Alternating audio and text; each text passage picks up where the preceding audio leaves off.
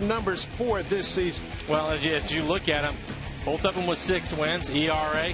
Felix dazzling at a 2.38, but Peavy struggled in his last outing, still at a 3.62. See the strikeouts, Felix has the edge there. Both of them throwing a lot of strikes, though, as you look at the walks, 15-16. Let's take a look at Felix in his last outing. He did a good job down at San Diego. He pitched well, and then Felix had struggled a few times before this outing, but it looks like he is back on track. He ended up going 8 innings in this outing, gave up just 1 earned run.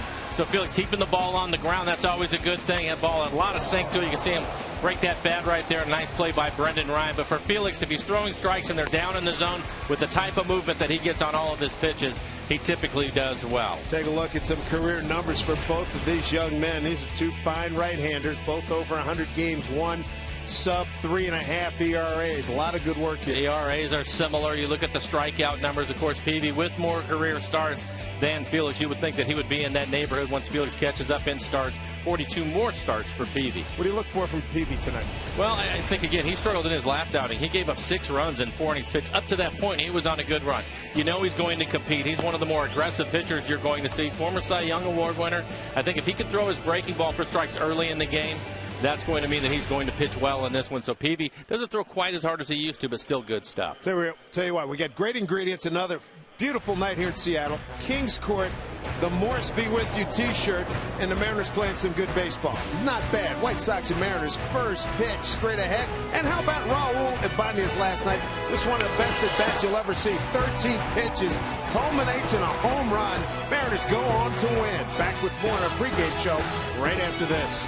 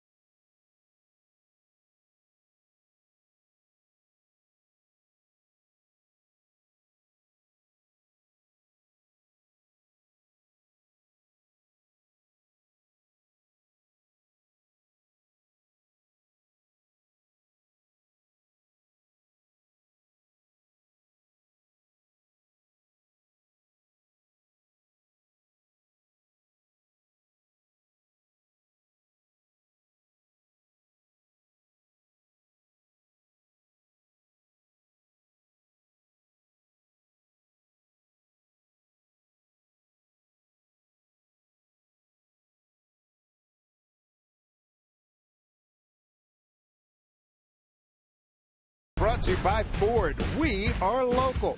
By Safeco Insurance. Do more. And by the Emerald Queen Casino, presenting comedian and star of the hit TV show Mike and Molly, Billy Gardell. June 22nd.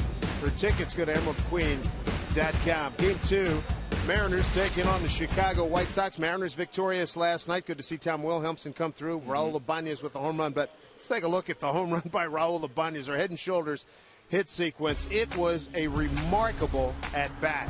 Well, you'll hear us refer to professional at-bats a lot over the course of the season. Well, this is a great example of it. Raul gets up there quickly in an 0-2 count, and the Mariners still trying to win this ball game, and then he goes to work. A lot of good pitches from Danks, pitching him inside, going back outside, just missing off the outside corner right there. But Raul puts up quite a battle. Eventually, through this pitch sequence, he will work the count back to full. And 13 pitch at bat. Heck, you get 10 pitches. Typically, that's a free steak dinner. This is number 9 coming up right here as Raul fouls off another pitch. This at bat lasted about a half an hour last night, it seemed like anyway.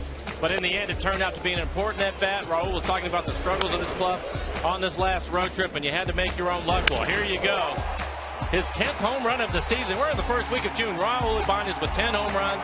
What an at-bat that was last night. When you hear the words professional at-bat, I don't think it explains it any more than the one you just saw. That was quite the battle last night. I was in both clubhouses, and everybody is in awe of what was accomplished by Raul Ibanez last night. It was truly something special.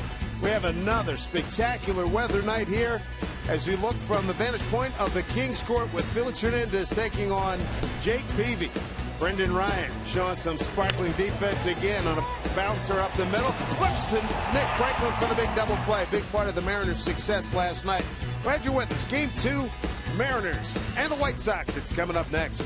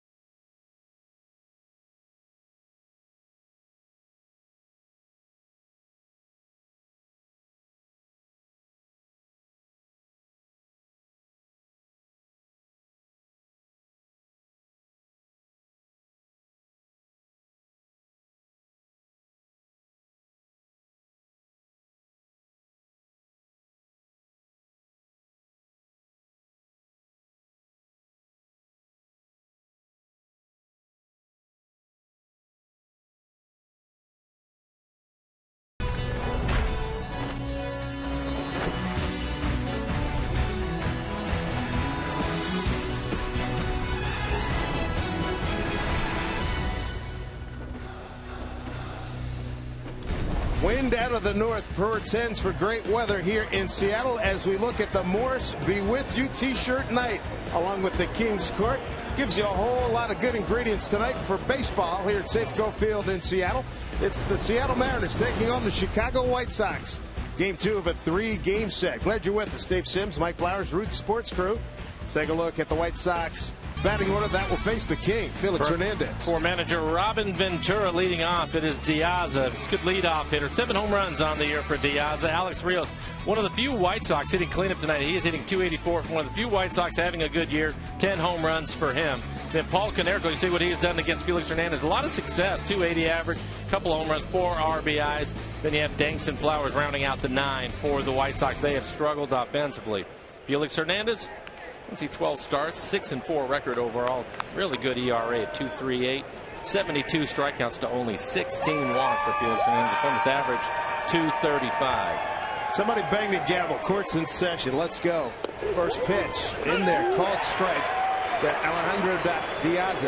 Home plate umpire C.B. Buckner. DJ Rayburn at first. Todd Tichenor at second, and Dale Scott at third. Beautiful 75 degrees here in Seattle. Wind out of the southwest at 3 miles an hour.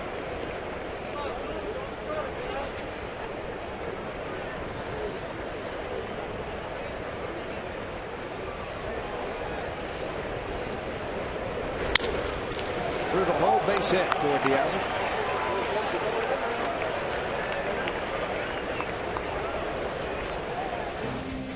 Take a look at the team mobile defense for the Mariners tonight. Jason Bay is in left field. Saunders, the center fielder. Andy Chavez, he will get the start out in right. Kyle Seager at third. Had a bunt base hit in last night's game. Ryan and Franklin playing up the middle. Kendrys Morales, the first baseman. And Jesus Sucre will do the catching tonight. Last start for Felix. Pitched well against the Padres. 8 innings pitched, just 1 earned run. He threw 110 pitches in that outing. That was his first win since the 8th of May, as this one slapped foul by Gordon Beckham. Robin Ventura, his ball club has lost 7 consecutive games trying to get. He said he put Beckham up in the 2-hole, trying to get a little more energy in this ball club. He batted 9th last night. There's Robin in the middle. Second-year manager with the White Sox. He said 7-game losing streak. You know what's going to happen? It's going to happen to everybody. Slapped the other way, just foul. And Ventura said, listen, I'm not going to treat these guys any differently as people, but I'm going to shake things up if I have to in terms of baseball and try to get something going, and that's what we're doing. Beckham had been on the DL. He was swinging the bat well before going on the disabled list. Starting with Velasquez is hitting third in their lineup. He has 9 RBIs, so trying to mix things up a little bit. Alexi Ramirez moving down, hitting 7th.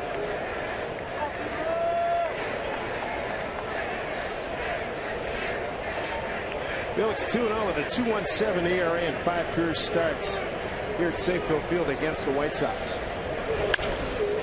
Line drive, base hit.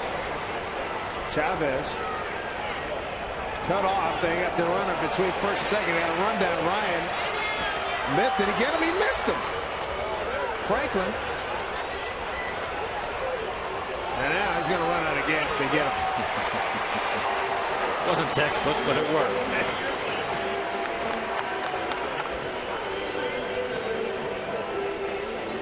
Base hit. We'll get to that scoring in a moment.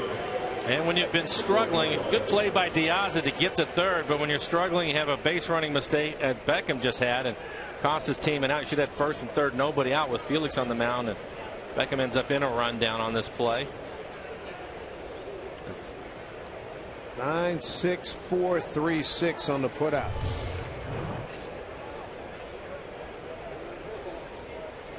So 1 out runner at third. Mariners will bring their infield up with Felix on the mound. Typically, they can get a ground ball and keep Diaz at third. Connor Gillespie. That's it, ball 1. Connor at third base tonight.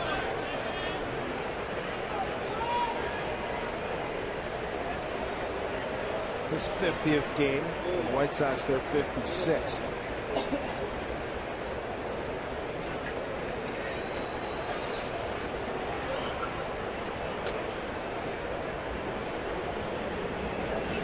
Pitch.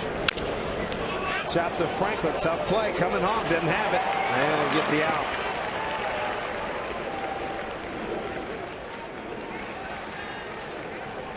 Diaz scores. White Sox have a 1-0 lead.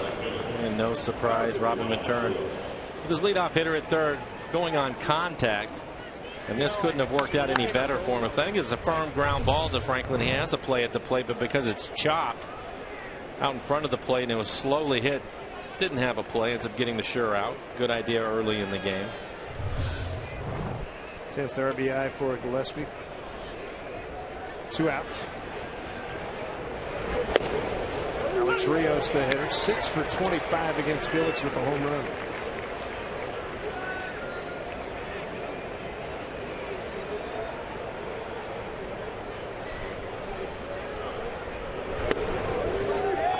Back in the outside corner. I noticed the change in Rios last time we saw the White Sox earlier this year. His hands are up above his belt. He used to have them below his belt. Here's the 0-2. Drop off.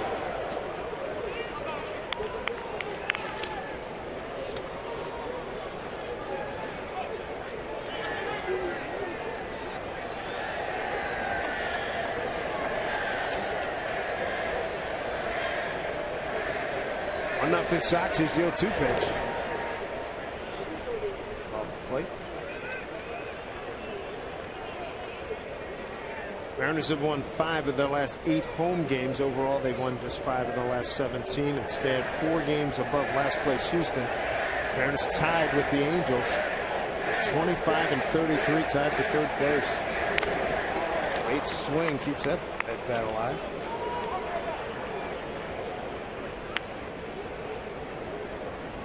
You can see trying to keep the ball down with Rios hitting. And Rios 10 home runs on the last pitch is changeup.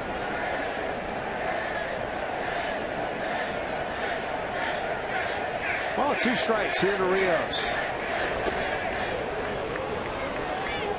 This is 2-2.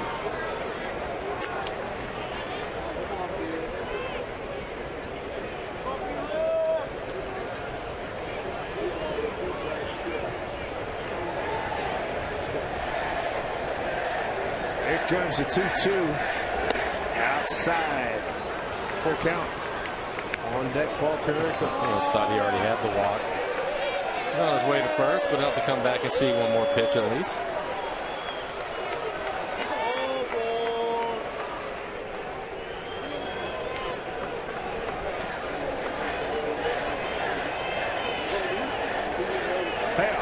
Struck him out. Felix gets his first K of the night, much to the delight of the Kings Court. White Sox won, but Mariners coming to bat.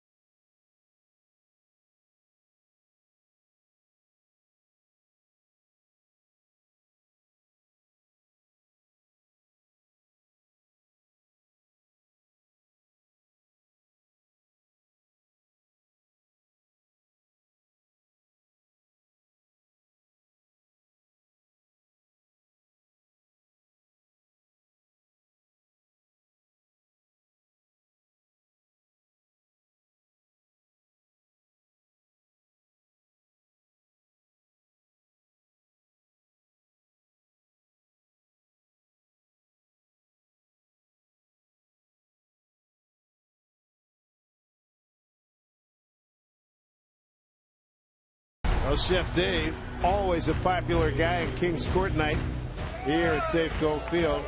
He's going to get the lucky turkey leg. Thank Father and Son. They come adorned with the appropriate headgear and T-shirt. They're all set. Take a look at the Mariner batting order that will face Jake Peavy. Mariners lineup brought to you by Chevron. Andy Chavez has done a good job. He is leading off. Then it's Bay, Seager, and how about Kendrys Morales, an 8-game RBI streak for him. Take a look at that. First in the American League. Then it's Ibanez with the big home run last night. He's the DH tonight, hitting 5th. Franklin, Saunders, Sucre, and Brendan Ryan rounding out the 9. First pitch from Jake Peavy. And there for strike 1.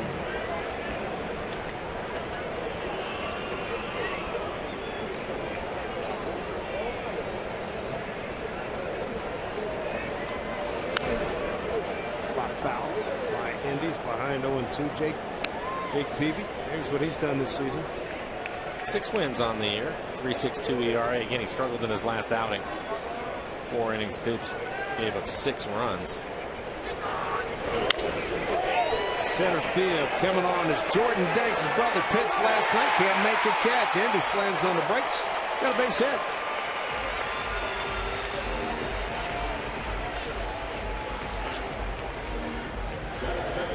A good start for the Mariners. Endy Chavez, we talked about it coming into the game, hitting .288. He'll add to that with that base hit into center field. Fine effort by Danks. Defense for the White Sox brought to you by T-Mobile. Again, Danks in center field, fine play. Rios, strong arm out in right field. Gillespie the starter at third. Ramirez and Beckham pretty good up the middle for the White Sox. Paul Konerko, the veteran, at first base. And Tyler Flowers will do the catching tonight for Chicago. Peavy has been a tough hombre against the Mariners here at Safeco Field as Jason Bay swings through. Strike one. Peavy 3-0 with a 0.86 ERA. 23 strikeouts in 3 previous starts here at Safeco. Bay's had some good moments here. The numbers aren't huge right now, but as a part-timer, he's had some good moments for the ball club.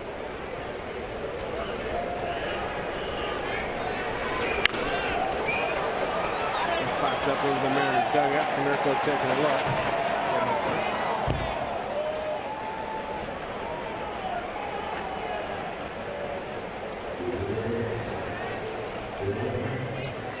They batted the 2-hole last night, went 0 for 4. Had a good day on Saturday. 2 for 5, both were home runs. 5-4 Twins win. Wood just consistently hit him at the top of the lineup, hitting second tonight, but he's also had a couple of games where he's led off. Trying to get some things started. Michael Saunders has been struggling lately, so he's dropped him down in the order.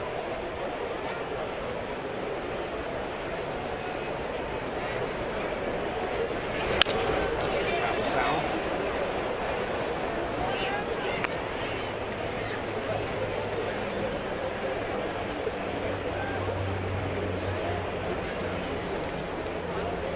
His night's made early on.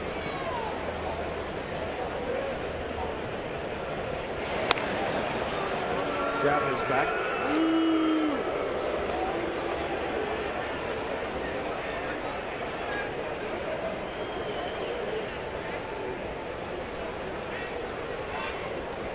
To Bay.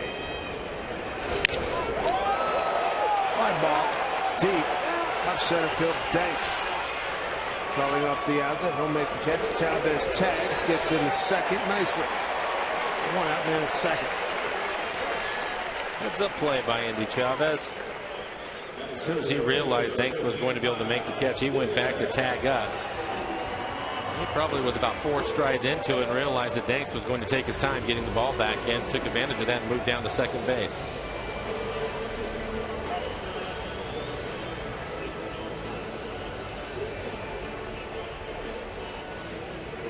Where's the sense of urgency, says Jake Peavy. Probably have a conversation when they get back into the dugout. Peavy, veteran guy, been around. Fiery. They appealed the play, I guess, at first. CB Buckner and DJ Rayburn in conversation.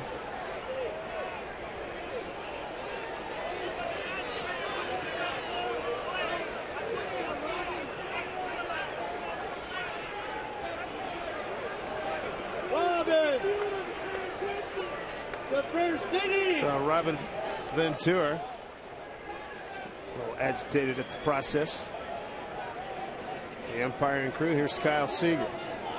Tying run at second base. Konerko still upset with Rayburn down at first. Sky to right center. Chavez goes back to tag. Danks makes the catch, and here's the throw. Chavez will make it easily.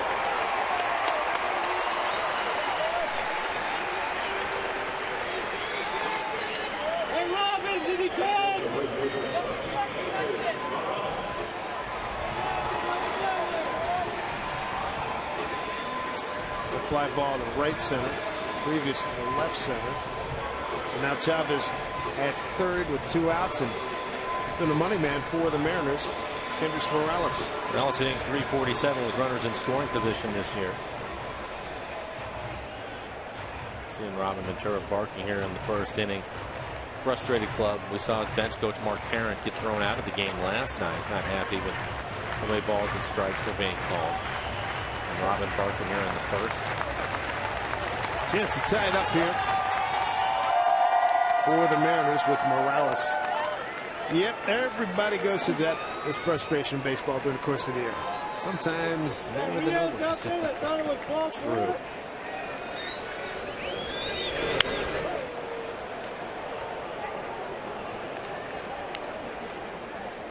Morales sees a pitch he can reach. He is slamming at it. I like it.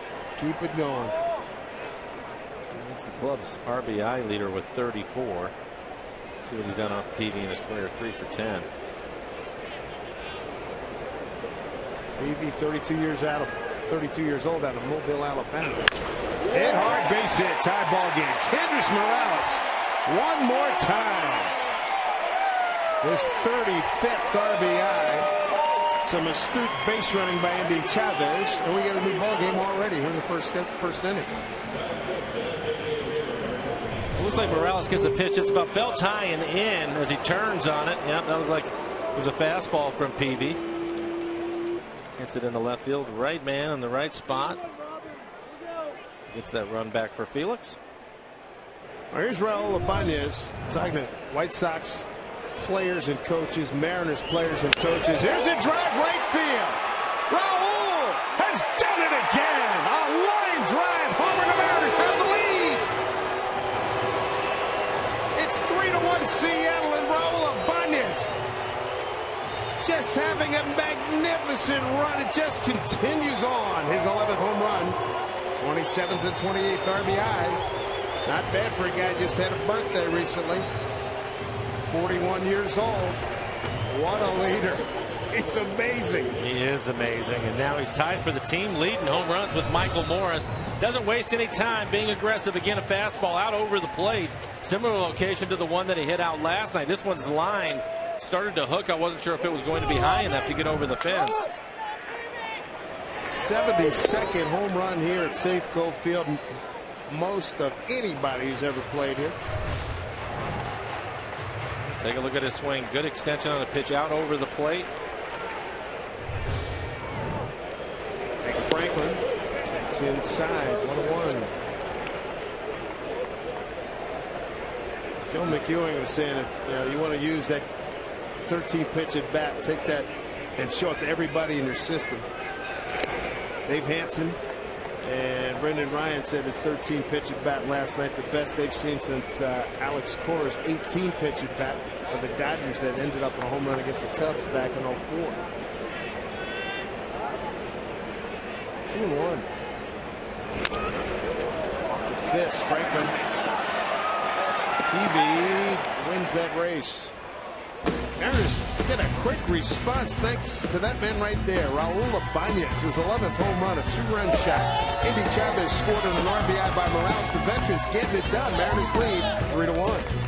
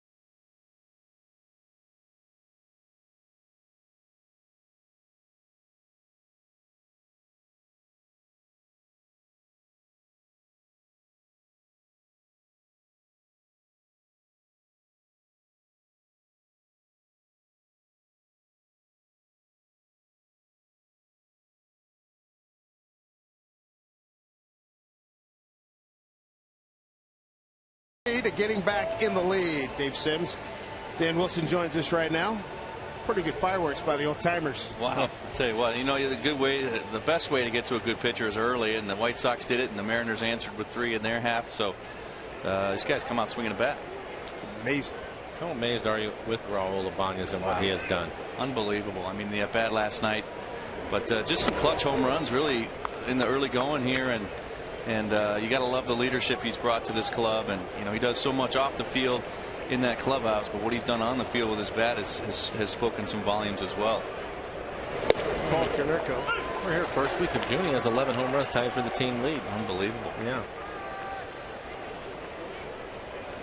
That was team home run number 70 for the Mariners.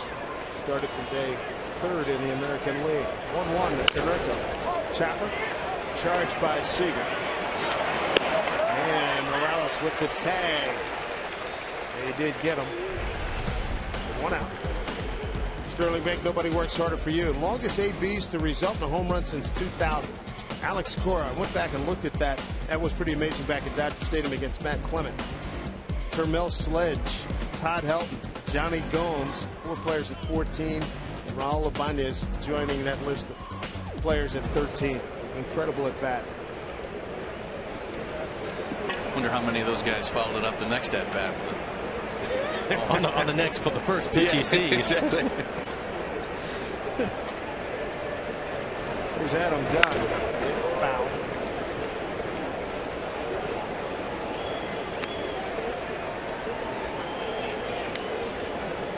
Adam Dunn hitting just a .163. 1 for 3 last night with RBI in the 9th inning against Wilhelmsen.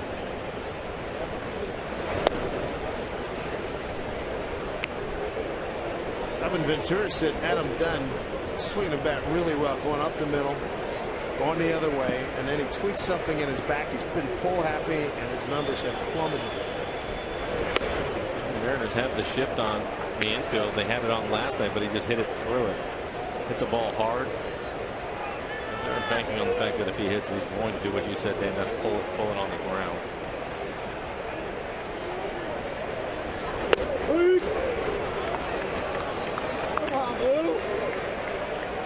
Didn't want to done with 1 out, nobody on. Robin would have called down a strike.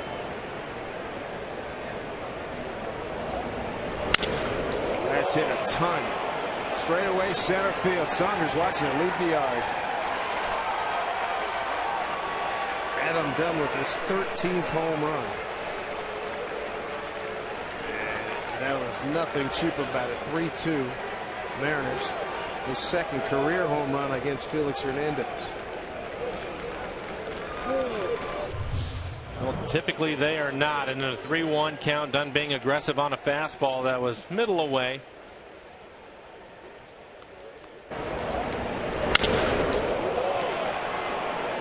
He's had a great career with about 8 seasons of 40-plus home runs.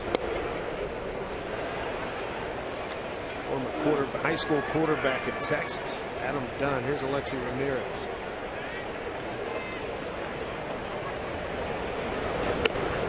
Yeah. This is not the start I was expecting from this game. You have a couple of guys, both of them won Cy Young awards. We thought it was going to be a great pitching matchup, and they're both having their early struggles here. Yeah, it looked like there was going to be a lot of ground balls, a lot of strikeouts with both of these guys, but back up the middle, base hit. I guess that's why they play the games, right? Yeah. It's not always the matchup you see on paper. It's surprising sometimes, though, when you look at it, and especially with the struggles the White Sox have had offensively. They're last in the league in the average, last in runs, and you think that Felix would come out here, sometimes just throw your glove out on the mound, and that's the way it's going to work out. But typically, too, I think, especially with the good pitchers, if they struggle, it will be early in a game. Yeah, I think so. It's, Dunn taking advantage of a 3-1 fastball there, and you tip your cap to him. You don't want to walk him. You don't want to put him on base, and so they've executed a little bit, but Felix probably not quite sharp yet. Great ball for strike.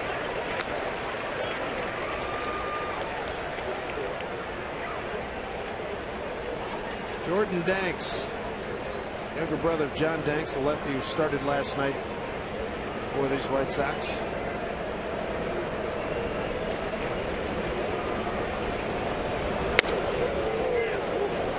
Way inside. 0-1. Thanks in 50 games with the Sox last year after a call from Charlotte. 224 hitter. 1 homer, 4 runs batted in. Ramirez roll on is 10 out of 11. It's in the top 10 in the American League.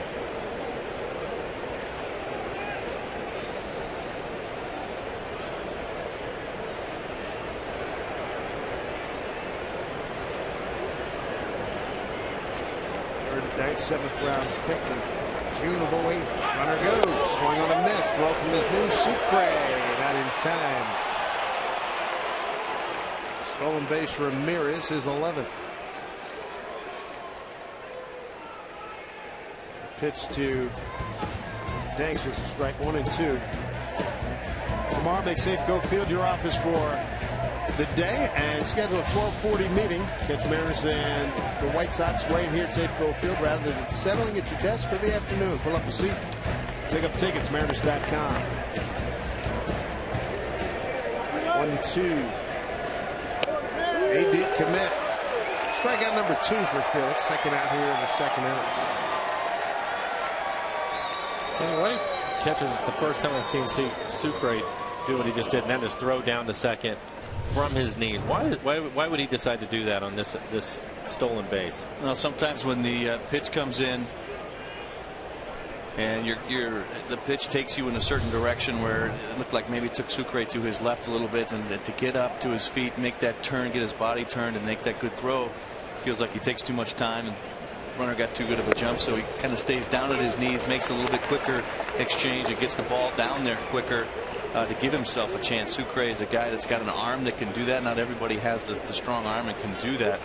But I thought it was a decent choice right there because the pitch kind of took him one direction, and he needed to make a quick exchange and get it down there. Hill won to Tyler Flowers. Ground ball. Ryan's got it. Throws out the White Sox catcher. That'll do it for the second inning. A home run by Adam Dunn. 1 of 2 hits in that inning. They leave him in. It's 3-2 Mariners.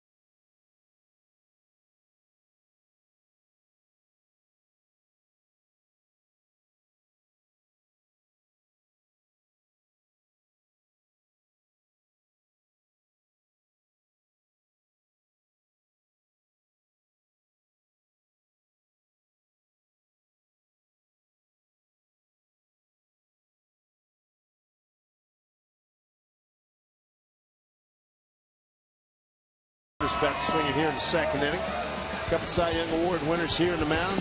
With the Padres in 07, PV won his award. Felix got his in 2010. The comparison of the numbers they put up in their big years. Well, PV obviously with more wins, but Felix a much better ERA. Opponent's average close.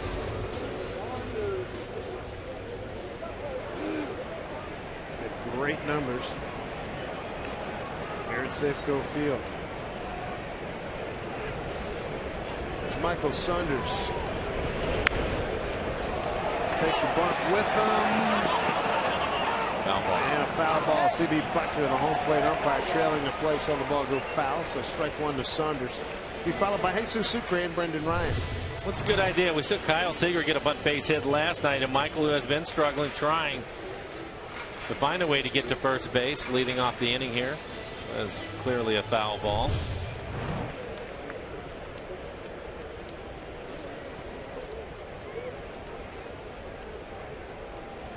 Saunders trying to pick his average up. Eric Wedge, Dave Hansen working on slowing down his lower batting. That's been a problem, you say. 1-1.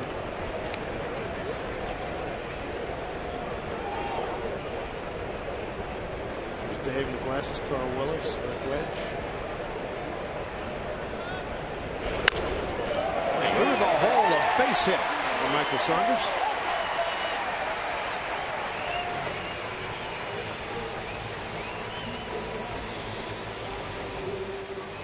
Saunders checking in with a base hit. Time to check in with the booth. Ask the booth at Root Sports _NW, and we're going to answer some of those later on in the ballgame. There we go. There's Robbie. There's Chris. Got the whole crew here. Best booth in baseball. Perfect location.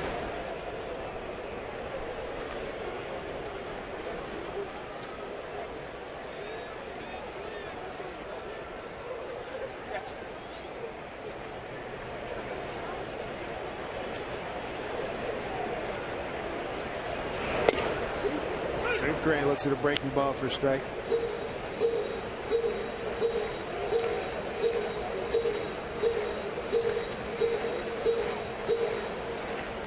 Jesus worked well yesterday with Joe Saunders. Saunders very impressed with his ability behind the plate and his continuing ability to call a game. Saunders was on the move.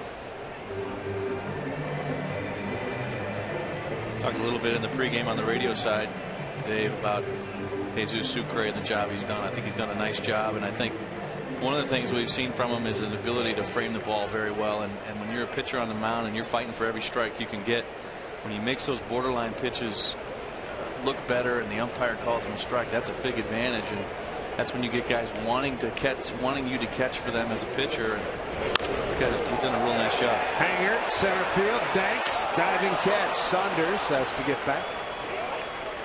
Speaking of that, Dan, why don't you see more of it? Is it something that you can learn to do, or do you think that some guys just have the ability, the way they catch the ball, it just makes it look better? Yeah, I think it's probably a little bit of both. I think there's an element of it that you can teach to a young catcher, but I think at some point it comes down to the ability of each guy and the way in which they catch the ball. Sometimes it's the strength in their wrist. Sometimes it's the soft hands. These guys talk about soft hands, how they receive that ball. Some guys, it's the position of their body when they catch the ball. So some of those things you can teach, but some of those things are just innate to some guys, and Sucre is one of them. And some of it's just confidence. Yeah, it is. You know, being confident, being able to be back there and be relaxed and receive the ball well is crucial. And when you're tense, you know, Mike, you play this game tight. It's not easy to make the play, but when you're relaxed back there and you're comfortable and confident, you're able to make those pitches look pretty good. Brendan Ryan got base hits in 14 of his last 19 games. 0 for 1 with a couple of walks yesterday.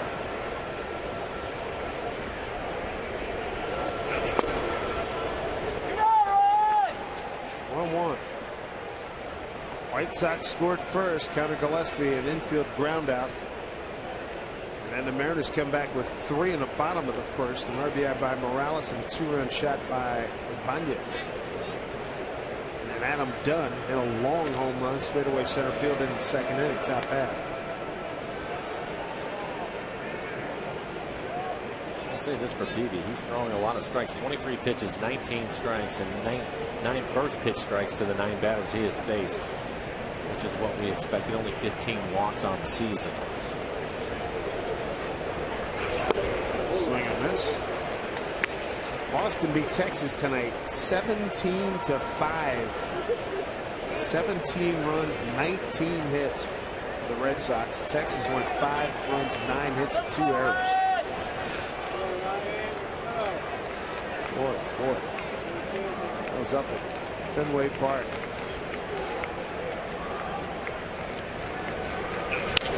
Ryan to right center field. Danks calling off Rios.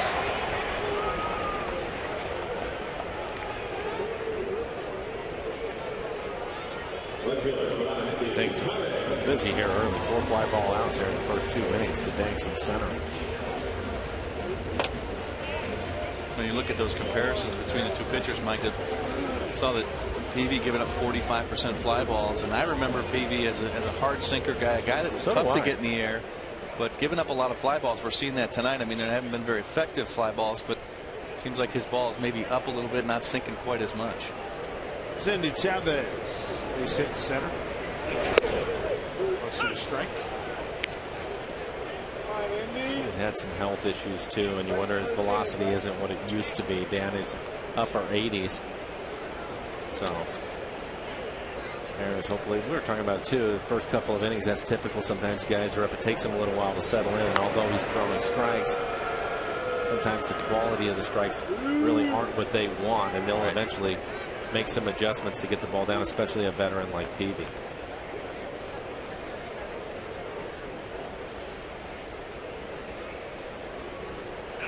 Chavez is foul.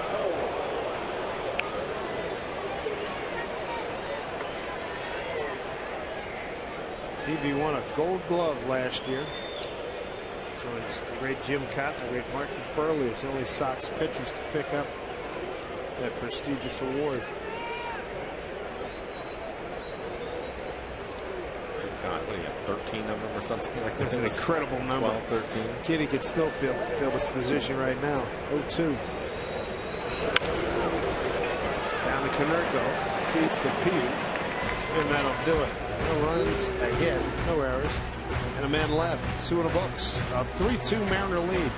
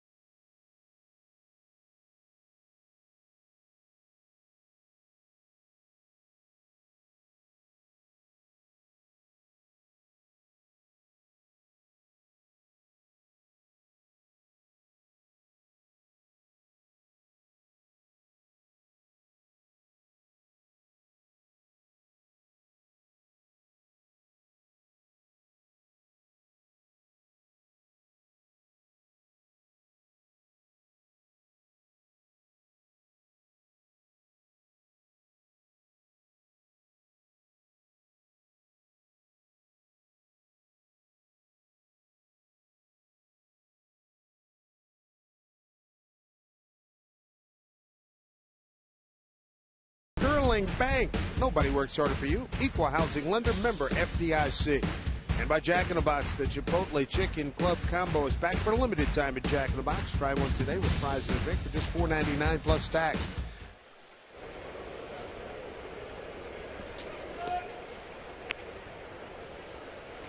Three-two lead for Felix Hernandez and the Mariners. Top of the order, Alejandro De Piazza, Gordon Beckham, and Connor Gillespie. Base hit to left to start the ball game. Seager about 3-4 steps up on the grass at third base.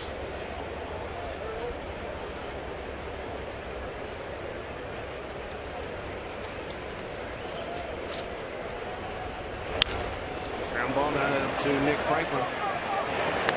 Throws it out.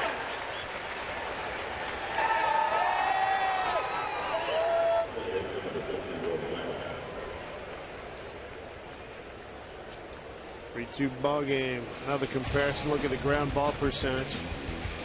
It's this year. Fly ball percentage. Strikeouts per 9. Well, they're close in the strikeout rate, but it goes back to what Danny was talking about, and that's 45% fly ball for Peavy. Felix, obviously, with the movement that he gets in that great changeup, keeps the ball on the ground. Gordon Beckham. Base hit to right. And was caught in a rundown. Between first and second, made an aggressive turn. The Mariners got him for the first out. Felix with 2 strikeouts, no walks. Swing and a miss. Gordon Beckham sent packing, 2 outs, 3rd strikeout. Felix Hernandez.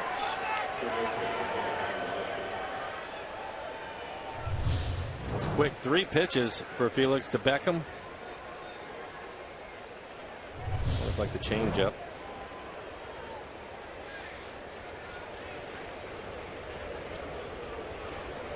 Connor Gillespie grounded out the second, got an RBI with Diaz at third. Back in the first inning.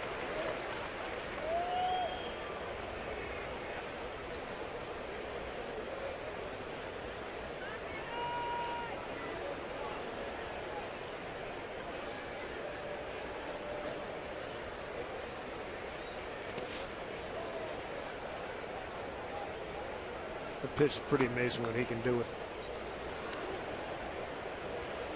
What he can do with all of his pitches, really. Dives, thinks that the changeup. I mean, how many times have you had other analysts come over and say, "What the heck is that he's throwing?" They all ask me if it's a split. They all think it's a split finger pitch. There it is. We'll take it. Nice inning for Felix. Retired 5 in a row, needed 9 pitches for that 1-2-3 inning in the third. A 3-2 lead.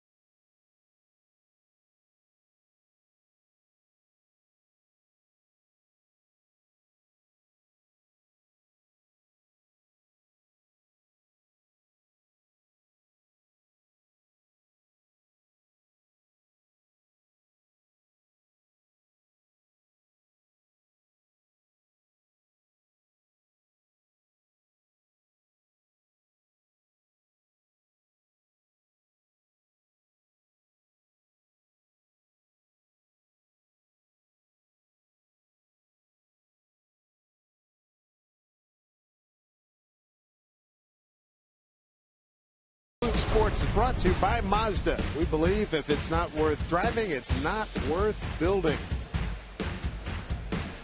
Festive atmosphere out in the pen. 3-2 Mariner lead. We're going to watch Jason Bay, Kyle Seager, and Kendrys Morales 2, 3, and 4 against Jake Peavy.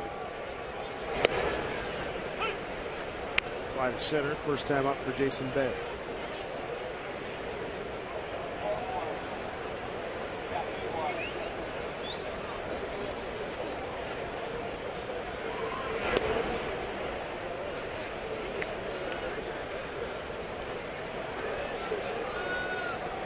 1 to Jason.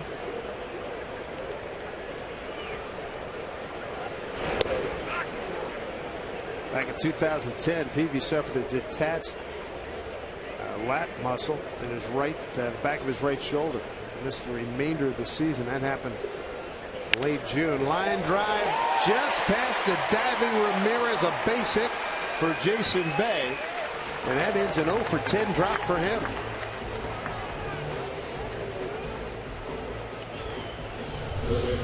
Another one of the veterans that's done a good job and has played a lot more with Gutierrez on the DL than people expected. Solid base hit in the left field. Pitch out over the plate.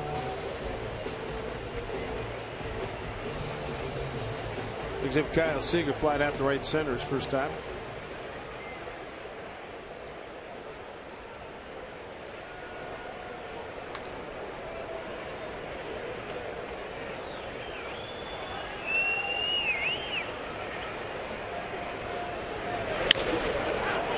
Fly ball center field for Danks. This Sunday, Yankees are going to close out their only visit to Seattle this season. But before they go, they've got to take on King Felix. Mariners ace takes them out at 110, and we're calling all fans to take a seat in the King's Court. For $40, you're going to pick up a ticket, a T-shirt, and a K-card. Plus, you can't miss the action at Safeco Field. So for tickets, see the Yankees and Felix. Go to Mariners.com/Felix. Yankees beat Cleveland earlier tonight. Here's Kendrys Morales. Ball 1.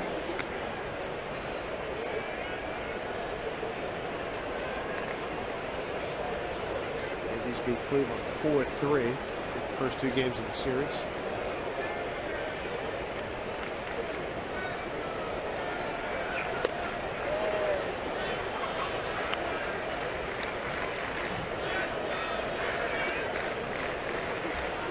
Different pitches that he likes to throw. 55% fastballs. That's down a little bit. I would have thought he threw more fastballs than that. But he is mixing in a cutter with it. 1-1.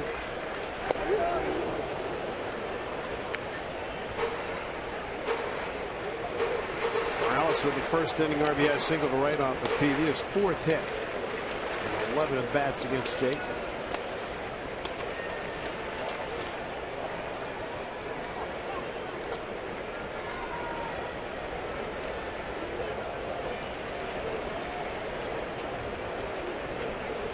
One-two. Down left field line. Diaz. That's a fair ball. Into the stands. Automatic double.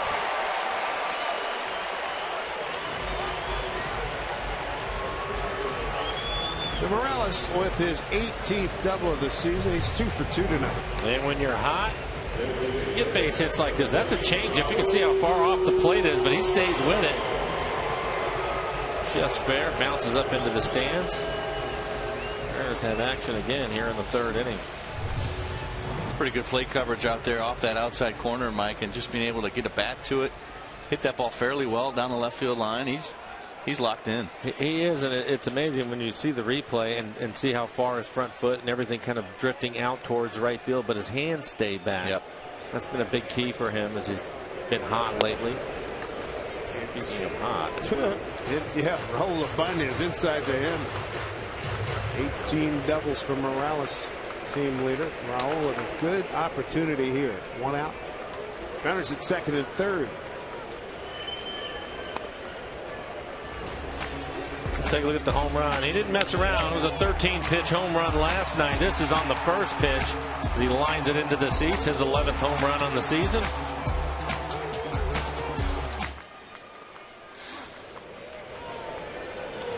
Got a good count, 2-0. 3-0.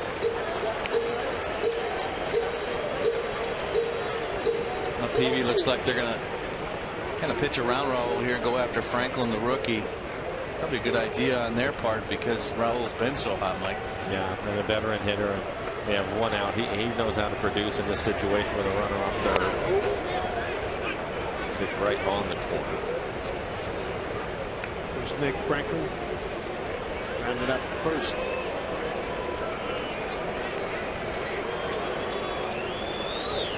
imagine you might see a couple of changeups here in fastball counts.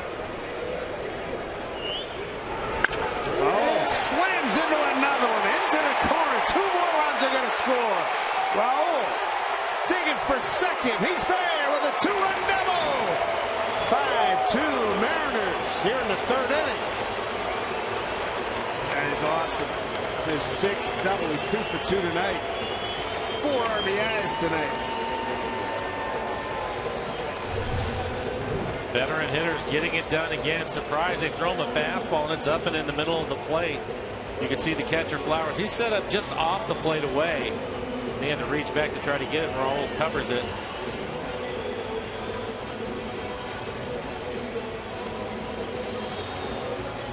Raul getting the best of Jake Peavy tonight. Visit by Robin Ventura, the skipper for the White Sox. Mariners now 2 for 3 with runners in scoring position. Veteran hitters again. Bay getting it started with a base hit. Morales his 18th double, and then Raul follows up with a double of his own.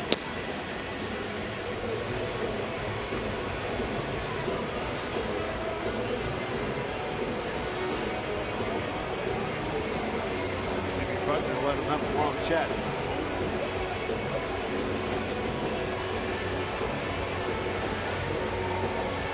Wonder if there's an injury situation there.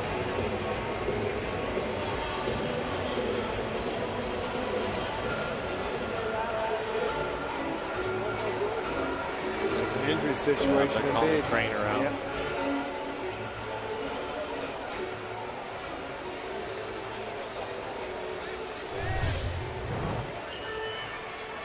This is a pitch he threw last inning.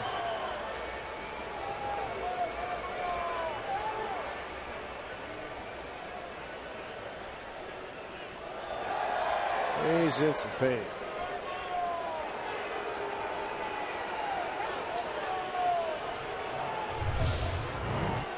That's going to be it. Herm Schneider coming out. Herm's been with the club for a long time. And Jake Peavy has to leave the game because of a medical issue. Omar Grosso, we saw him last night. He'll get as much time as he needs. 5-2. Raul Ibanez putting on a show. He's driven in 4 runs tonight.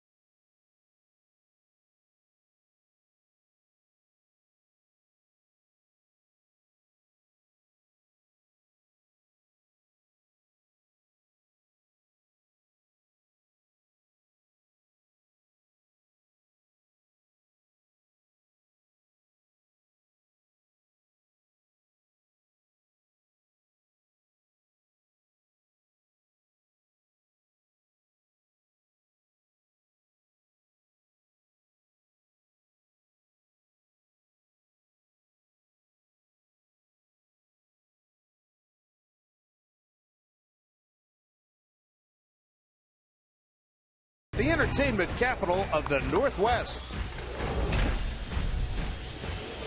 Game 2 of this 3-game set. Mariners up 5-2 here in the 3rd inning. Raul Ibanez has driven in 4 runs. So we take a look at the Mariners calendar, brought to you by Sleep Country USA. Nice long homestand. Sox tomorrow, 12:40 start time. Then the Yankees come in. Note that Saturday game's a 1:10 start. Afternoon game on Sunday as well. Then the Houston Astros come to town. The Astros is coming off a 4-game sweep of the Angels. They lose tonight 4-1 at home to Baltimore. Brian Omagroso came on last night And he's going to get as much time as he needs because Peavy had to leave because of an injury. Ninth appearance of the year, a 6.75 ERA, 11 strikeouts in 10 2/3. Our Ask the Booth via Twitter. First question tonight comes from Ryan Simpson, who holds a career RBI record at Safeco. That question raised because Raul Ibanez with 72 home runs, the all-time leader here at the ballpark, and the answer is, and it's Ichiro, Raul, Edgar, Brett, and John Olerud, who's in the house tonight. He and his dad threw out the first pitch this evening. I always thought it would be strange, Dan, coming out of the pen in that situation and having to get loose in the middle of the field with the fans and everything when these guys are used to getting loose in the bullpen. Why do they do that? I don't know. I guess it's just to get them used to the game, but it seems kind of unnecessary.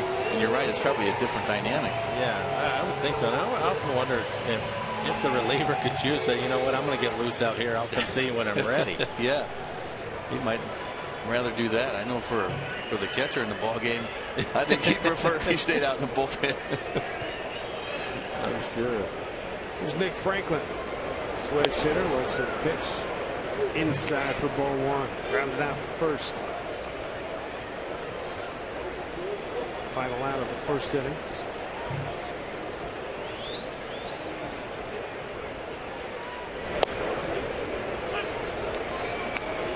Strike 1-1.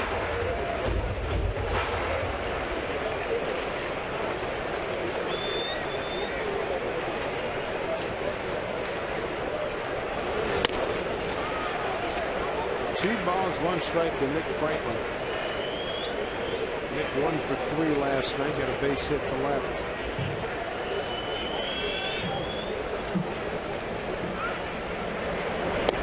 Franklin ball for strike. 2-2.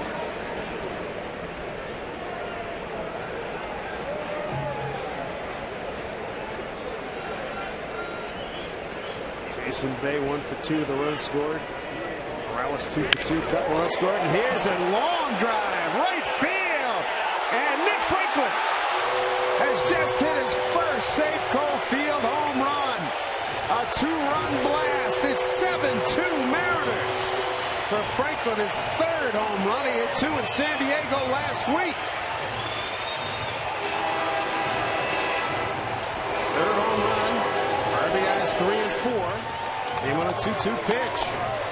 Well, the Mariners have hit home runs this year. This is the second home run in the game, and first one by Franklin here at Safeco.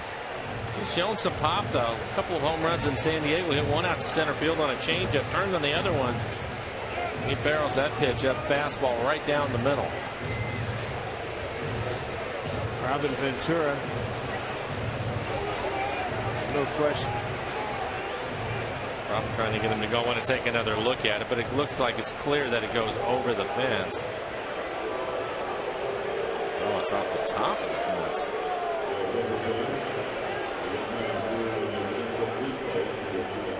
Well, they're going to take a look at it. They'll bring that one back. That is right off the top of the fence.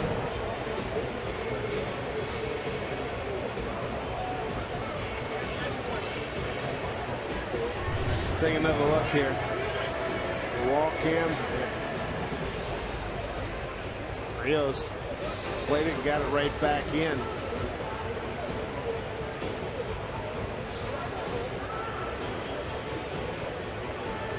Just out of the reach. Yeah, it didn't look like it hit either one of the gloves that was out there. Did not. It deflected down.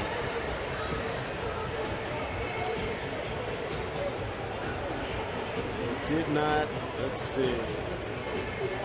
Nope, didn't change direction. I don't think it did. Dan? I think that ball stayed in the ballpark.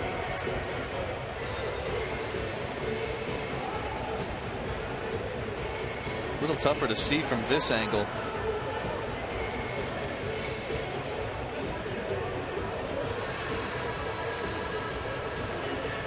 Clearly didn't get close to those gloves from that view. No, I don't think the gloves had anything to do with it. I think for me it looks like it hit right off the top of the padding and ricocheted back into the field of play.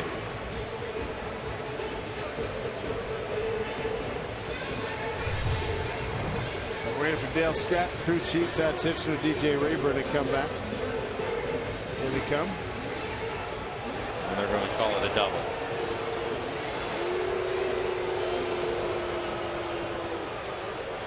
I think Robin Ventura is out here to argue that they tagged Franklin actually before he got to second base. But home run had already been called. Home run had been called, and Franklin had shut it down. And I think that they're telling him that because of that, they're going to award him second base. They felt that he would have been in second base if they had not made the call. That actually brings up an interesting dilemma, Mike, in terms of the instant replay. If there's ever a question, I mean, do you continue to play the play out? I mean, that's a questionable situation right there. I think that you do until the umpire makes a call, and I thought what I saw was the umpire make the call right away that it was a home run, and I think that's the difference in that. Yeah. Because I agree with you, Dan. If you have any doubt, I guess the best thing to do is not to make a call at all and let it play itself out.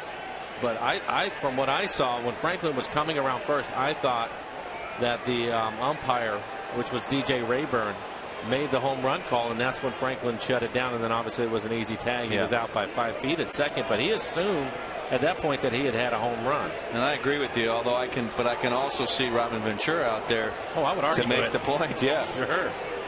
This club has been struggling, and he's trying to do everything he can to help them out.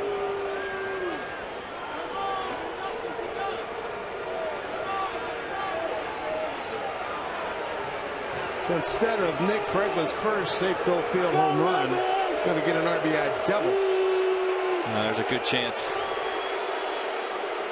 And Dale Scott, Dale's a good veteran umpire. Yeah. It's Franklin's first double of the season. Picks up an RBI. So it's a 6-2 ball game. First double for Franklin and his third RBI. In the meantime, it's good to see the Mariners. They're 3 for 4 with runners in scoring position.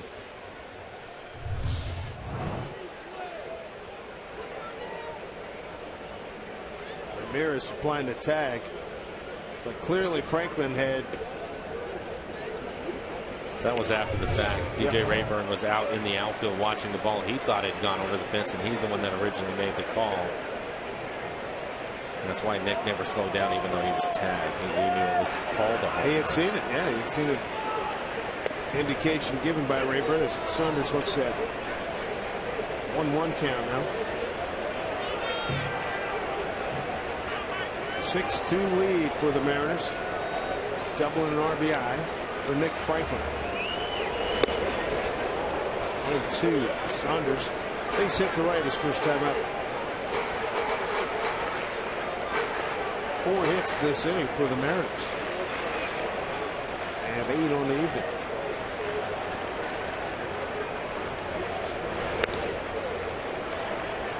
Two. Base started the inning with a base hit to left. Seager fly to center. Ground rule double Morales. And a 2-run double by Ibanez. And an RBI double by Franklin. Saunders has a full count by Amograsso. Second pitcher used tonight by Chicago. On deck is Jesus Sucre.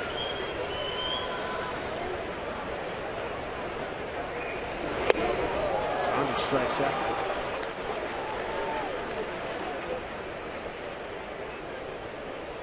Two outs here in the Mariners' third. They'll bring up Jesus Sucre and wind out the center's first time.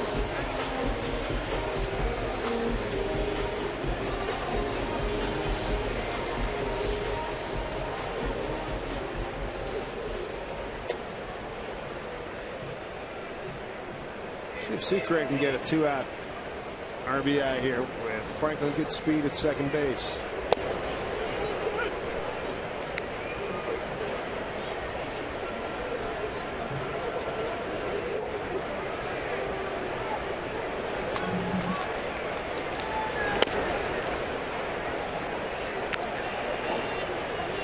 Grosso for short armor like Jesse Crane.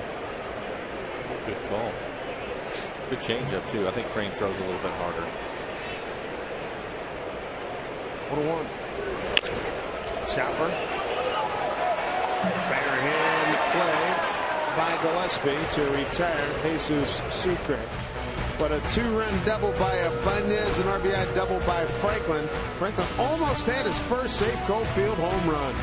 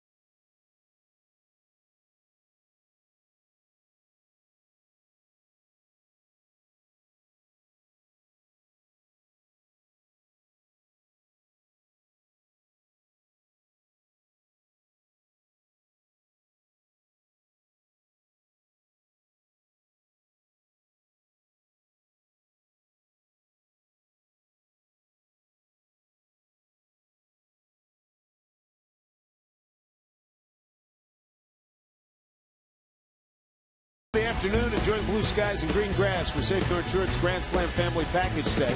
You'll also enjoy great savings as each member of the family can pick up a ticket, a hot dog, and a Pepsi for as low as $15. Take part in this great deal for tomorrow's 12:40 start against the White Sox. Log on to Mariners.com/specials. Dave Sims, Mike Flowers, and we're joined by Dan Wilson in the booth. Felix Hernandez got a little cushion to work with, boys. Some run support for Felix. I don't see that very often. No. Didn't think that was going to happen tonight with PV on the mound, but Mariners were able to get to him. We'll figure out what was wrong with him. Obviously, he was hurt and had to come out of the game. Alex first pitch strike to Alex Rios. On the top half of the third, Mike, looked like Felix was starting to feel a little bit more comfortable. That was a long bottom of the third, so hopefully he can come back out here in the fourth and regain that control and that pace that he had going in the top half of the third. First two pitches, not bad. It's not bad, and there are a couple of fastballs right away, Dan. Yeah, get ahead, get this inning rolling. Fouled off. Rios tonight struck out on a 3-2 pitch in the first inning. Felix has 3 strikeouts, no walks. He's given up a home run to Adam Dunn and a ground out RBI in the first inning to Connor Gillespie.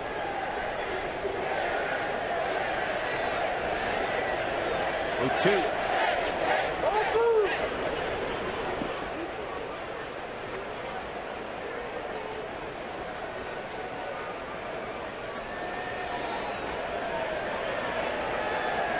A's and Brewers tied 3-3 top the 10th in Milwaukee.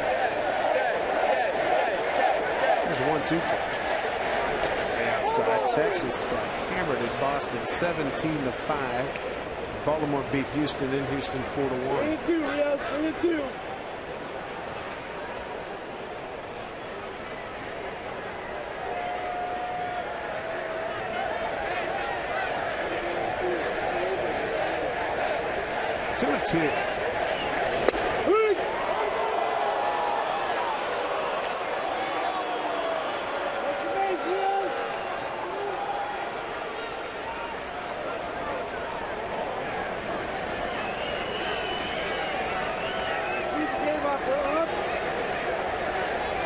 To Rios. Look down the line.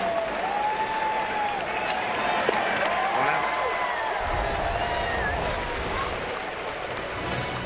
Coming up tomorrow, our CenturyLink to what's next. Dylan Axelrod against Sashi Iwakuma, who has been phenomenal.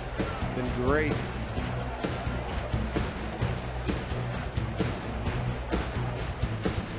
Iwakuma batting average against .99. He's second in ERA to play Buchholz in the American League. Felix is fourth in ERA.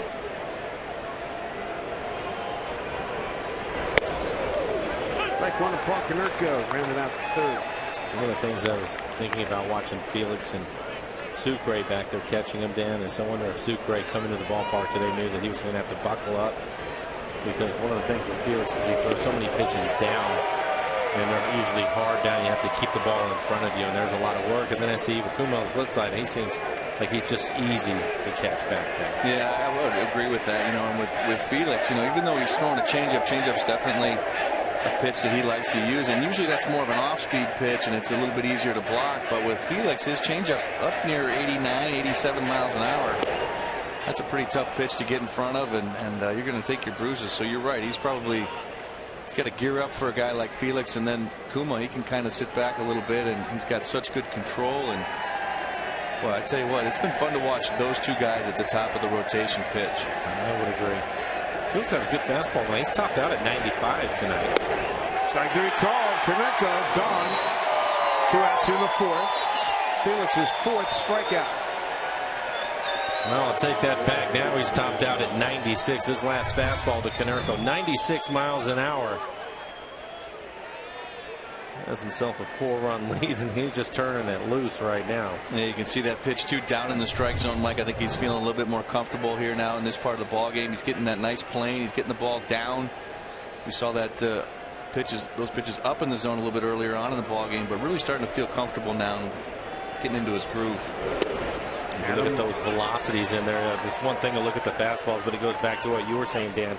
You look at the changeup velocities between Peavy and Felix. That's about as hard a changeup as you can throw at 88, almost 89 miles an hour. Yeah, and at that velocity, it's tough to get a lot of movement, but Felix does. I mean, we've talked about that movement, that hard down and away from a lefty that it's running, and then sometimes he's got that one that he throws over the top a little bit more, and it's just more of a straight down. But to throw it at 89 miles an hour, that's a tough pitch to make contact with. 1-1 Adam Dunn. Foul. Adam Pullman straightaway center. Last time up. See Felix change up. And this chase right here, 55%. So 55% is the amount of pitches that are out of the strike zone that they're taking hacks at. That's unreal on a changeup. Yeah, and that's showing that late, sharp movement and break to that changeup. 1-2 to Dunn. Hit it hard, right to Seager. We'll do it. 8 in a row. Retired by Felix Hernandez. Got a nice lead. 6-2.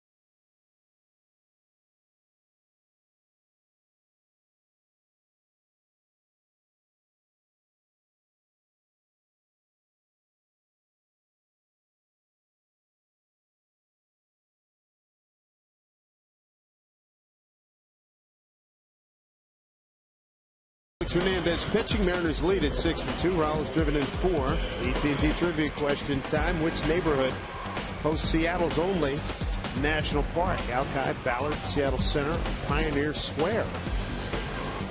That is a good question. So what do you got, Dan? Wow. I'm going to go with D, Pioneer Square. All right. go with, I'll go with Ballard. So will I. All right. Brendan Ryan looks at strike one. Ryan flied to center. First time. Ryan, Chavez, and Bay. Good production tonight. Jason Bay 1 for 2 with a run scored. Kendrys Morales 2 for 2, 2 runs scored, an RBI. Another strike to Ryan. How about Raul Ibanez? A home run, a 2-run shot, and a 2-run double. 2 for 2, 4 runs batted in. Nick Franklin with an RBI double.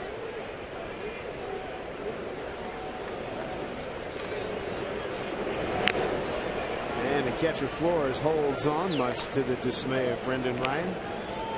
1 out. Second strikeout by Brian Omogrosso. If you're just joining us, Jake Peavy had to leave with an injury that has not been disclosed as of yet. He only pitched 2 1/3.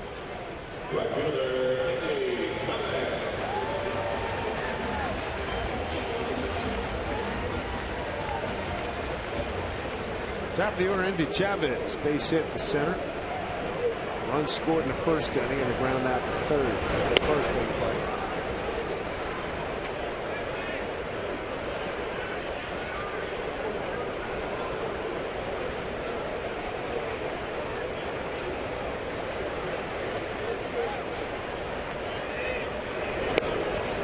That's a strike to Endy. Jake Peavy, 2 1/3, 7 hits, 6 runs, all earned. His ERA took a beating, went from 3.62 to 4.30.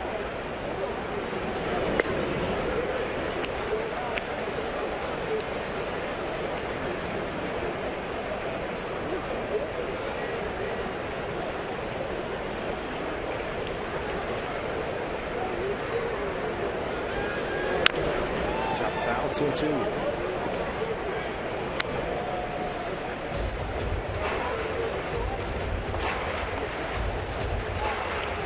White Sox got their runs in the first, a run in the first. Connor Gillespie and RBI ground out and a home run in the second by Adam Dunn. 2-2.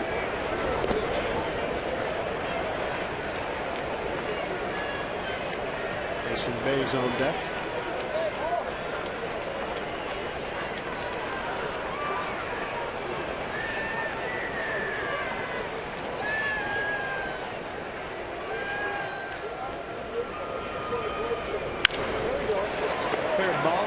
Konerko Fields.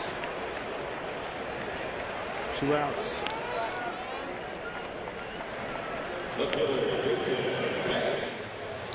Tell you what, if you wish for it, if you prayed for it, it has come your way. Outstanding weather, and with the wind coming in from the north, not as heavy as it was maybe an hour ago, but means we're going to continue to get some good weather the next few days. Big part of this homestand. Game 2 of a 10-game stand for the Mariners. Here's Jason Bay. A little late, strike one. Dan, you ready for a softball game? Take some BP yet, or what do you have? That's on the 15th, right? Yeah. Let's tell everybody about it. A big softball game coming up here at Safeco Field, June 15th. Benefit United Way and youth homelessness specifically. And we're going to have Jay's going to be out there. It's going to be a team of Team Jay versus Team Dan. And we're going to have to polish up the skills. We're going to take on the big bone here with our club. But we're going to be excited. Edgar's going to be down there, and a host of former sports celebrity type people, music celebrities, authors.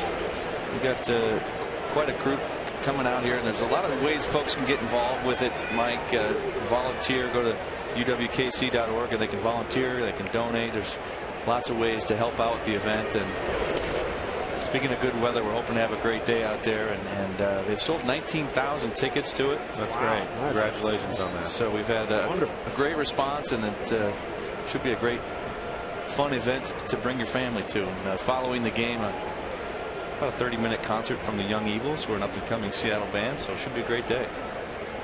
2-2 to Bay, foul back. You nervous yet? You know, I'm not nervous yet. I've been in the backyard, a little wiffle ball. I think that's going to help a little bit, Blow. That will help. I got to dust off the glove. get that out. I haven't had much defensive work over the years here, so. How are you going to catch a softball with a catcher's glove? Might get the thumb thing from the softball. There you go. Well, it's a great event, so congratulations on that. That's a great turnout, too, 19,000. Well, we're excited. Kyle Seager's on deck. Bay's got a full count, 2 out, nobody on. And he's aboard.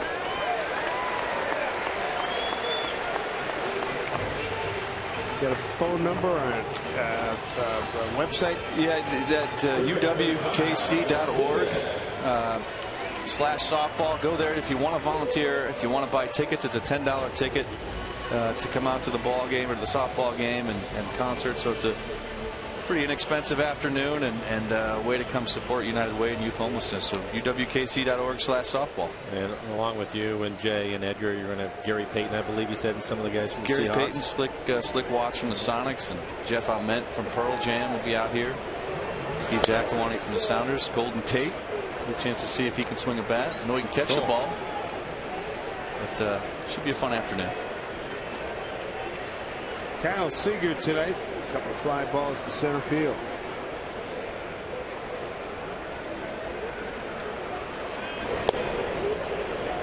Breaking ball for a strike. First tells me that Brad and Angie are going to play. Yeah, we're going to have big Brad Adam out there, and Angie's going to be out there as well. So actually, Kate Wedge, Eric's wife's going to play. Should be fun. 1-1 to Seager. Top foul. Golden Tate, 42nd round pick by the Diamondbacks. He was in Notre Dame, I guess, out of high school. Beg your pardon, out of high school. And played baseball at Notre Dame his freshman year. Notre Dame the last few years during that time had a pretty good baseball program. He had 329 as a sophomore, so he will bring some baseball skills to this. Yeah, he might be the sleeper. It's another chance to make a trade and get him on your club, man. Jay's team's stacked. We're the underdogs. 2 out, man at first. 1-2 to Seager. Ripped into right field. Bay makes a turn. He's going to go to third. He's going to get there. Ramirez cuts it off. A little 2-out action here by the Mariners, and it brings up their hottest hitter. Well, maybe their 1A. 1A. The hottest hitter. Because Raul Ibanez right now at the moment is the hottest hitter. A solid base hit for Kyle, staying with that off-speed pitch down in the zone as he rakes it into right field. A pretty good pitch right there, Mike, and it goes back to what you mentioned about Kendrys Morales. Kyle able to keep his hands back on that pitch, and even though it's a good pitch down in the zone, just with his hands back, able to explode on that pitch and get the line drive to right field. Yeah, Kyle now 1 for 3 in the game. He has an 8-game hitting streak with that base hit. Morales coming into the game is hitting .347 with runners in scoring position. He's already added to that with a base hit driving in a run. He's a perfect 2 for 2 today. Started tonight at 299. He's at 306.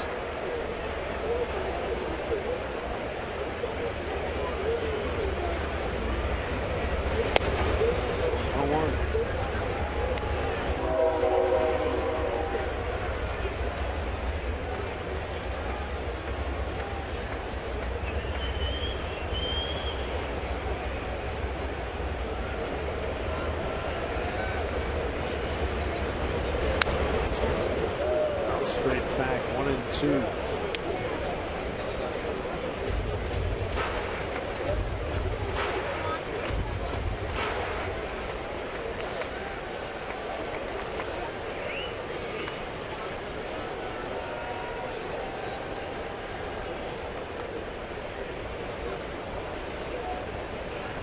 Two on for Morales. He's got a 1-2 count. 2 outs. Bouncing ball. Snagged by Beckham. Got him. Nice play. Takes a run off the board. Jordan Beckham saving the Sox around. Mariners still in charge. 6-2. Felix Hernandez coming back out.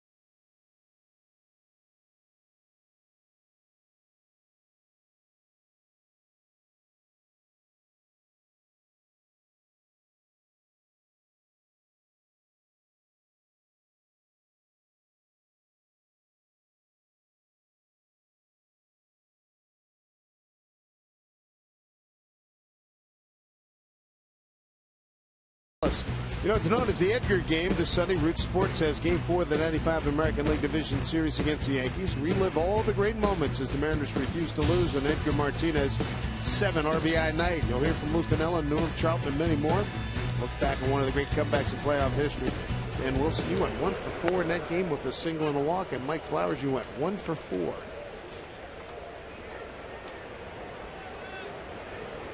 How about Norm? What do you remember about Norm Charlton's performance in that game? Well, he was just nails all the way down that stretch. And the thing I loved about Norm, especially in those kinds of situations, is Norm knew no fear, and he went after everybody and had that good split finger pitch. And I'm sure he bounced a few of those. He bounced a few, but you know, he had to live down there, and he just gutted it all out. 1-2 here to Alexi Ramirez leading off the 5th inning for Chicago. 7, 8, 9. Jordan Banks and Tyler Flowers.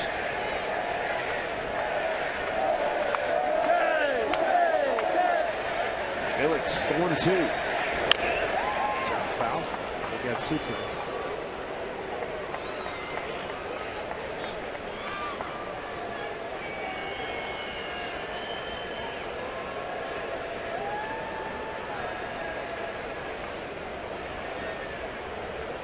Mike, you remember that over the shoulder catch he made running down towards the bullpen?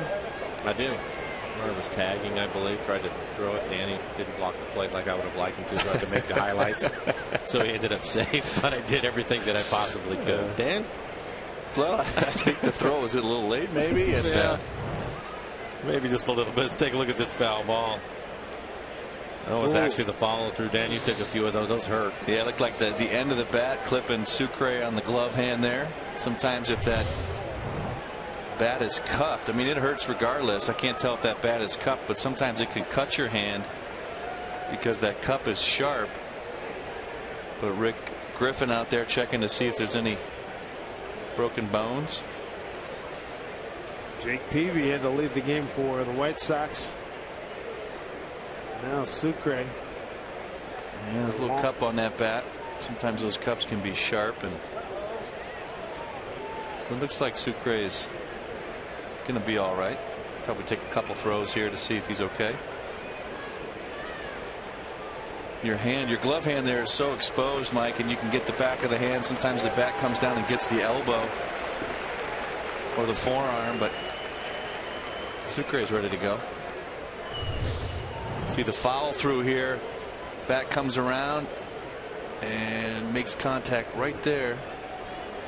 And it looks to me, Dan, just what you were talking about. It looked like once the ball was fouled off, he started to pull his glove back. It might have been on his elbow if he hadn't pulled the glove back just a little bit, ended up hitting him on the hand. 1-2. Ball foul. The way that he has that glove on his hand, it's really the back of it's exposed. It looks like he has it out towards his fingers a little bit more and not covering a lot of his hand. See him still trying to get that feeling back. Sting for a few pitches.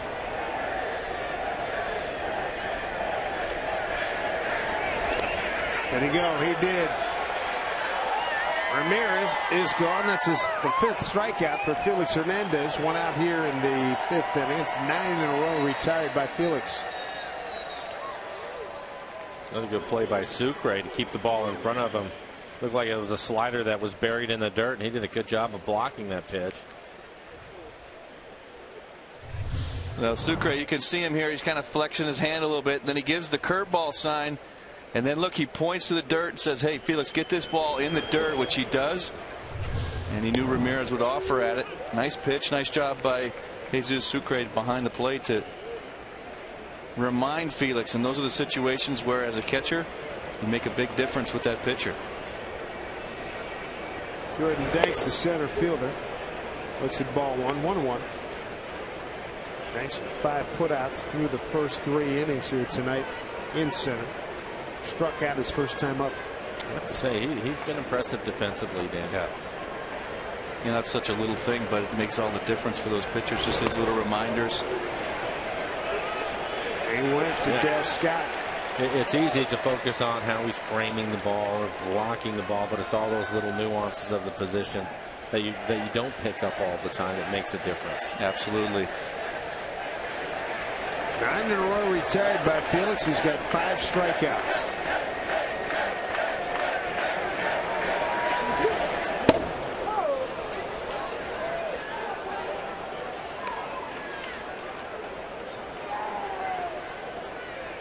.67 total for Felix. Good shape with his pitch count. 45 strikes. And working ahead too. 17 batters that he's faced. 13 first pitch strikes for Felix. Morales has an RBI. Ibanez has 4. An RBI by Franklin in this lead. 2-2. Counts are unfolding.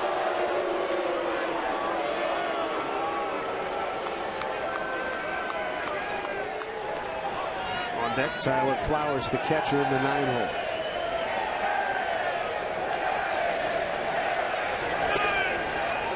Walk game. First walk issued by Felix.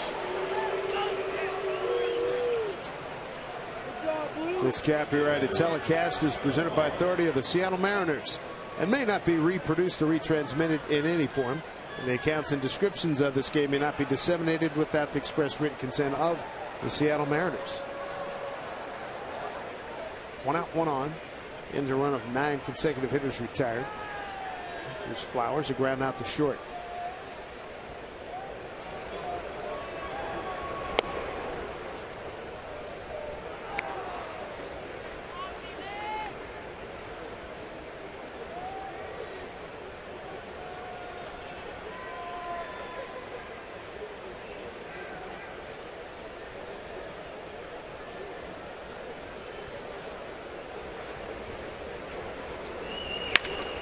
Ground ball to Ryan. Tailor-made city. Nicely turned. 6-4-3. Always a good combo. Felix is out of the 5th with a 6-2 lead.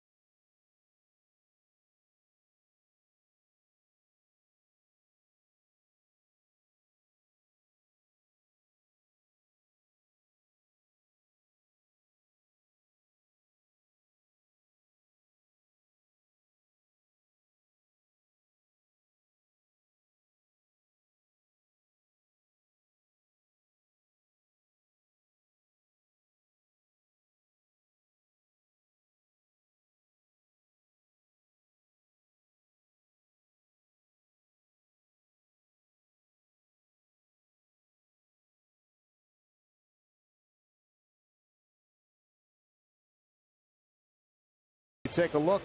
The Avis scores from around the American League West. Texas got hammered 17-5. Mike Karp went 3 for 4.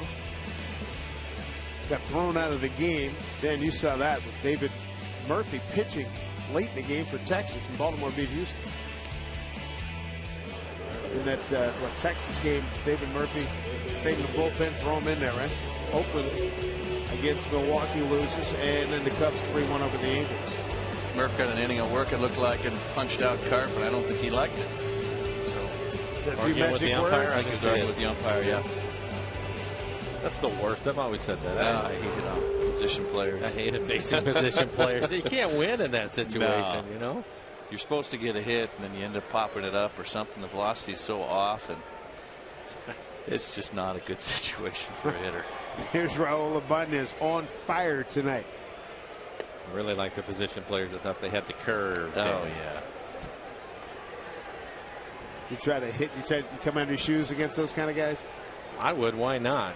I just didn't like it. Usually it's what Danny's saying. It's a lazy fly ball to right. And you're bent because it's some guy out there that's a utility infielder. And he's giving you the stank eye as you go back to the dugout. Raul 2-0. Here's a strike. Raul, a 2-run homer. First inning on first pitch that he saw from Jake Peavy. And then on a 3-1 pitch, 2-run double in the third. Dialed in. Popped up behind home plate. That ball came down and hit the support wire. That's a 1-1 shot. 2-2 to Raul, leading off the home fifth. Raul, Nick Franklin, Michael Saunders. 5 U's, huh? Need a lot of family help indeed. They're hard and foul.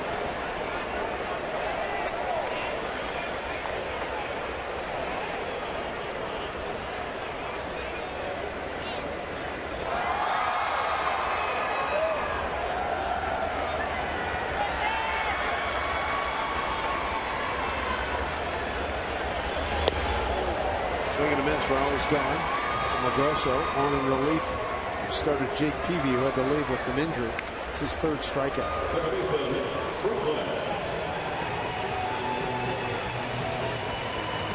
Nick Franklin last time up there, he had his first Safeco Field home run. I went to the videotape and saw that the ball hit the top of the fence. He got credit for an RBI double. His first double of the season.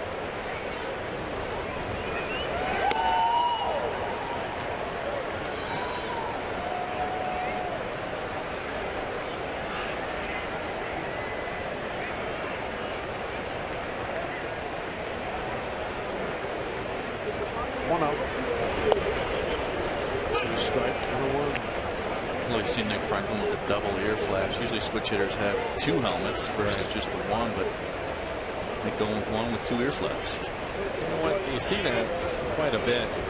It is a foul ball. When guys are just called up from the minor leagues, the switch hitters, Morales, Smoke, they both have the 2 helmets that you're talking about. And after the guys are up here for a bit of time, they end up with 2 of them. But right now he's comfortable. That's what he had throughout the minor leagues. He's comfortable with it, so he's staying with it.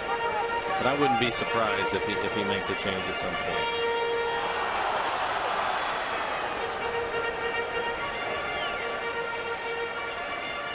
Chicago got a run in the first. Infield RBI and a home run by Dunn in the second inning. That's all that Felix has given up tonight. 1-2. Check with Dale Scott. As Nick didn't commit, so a 2-2 count. Nate Jones getting loose in the pen for the White Sox.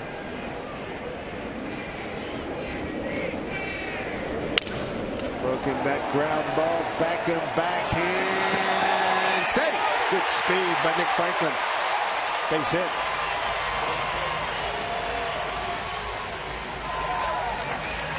Two for 3 night for Nick.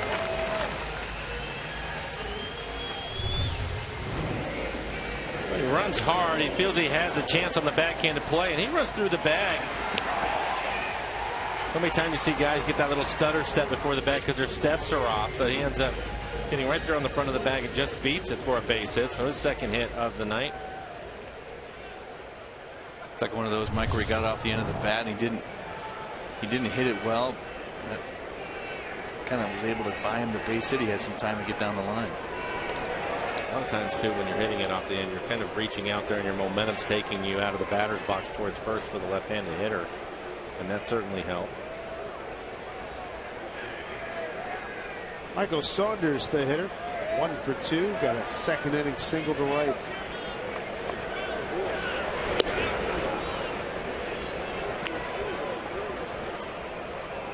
One and 0. Nate Jones.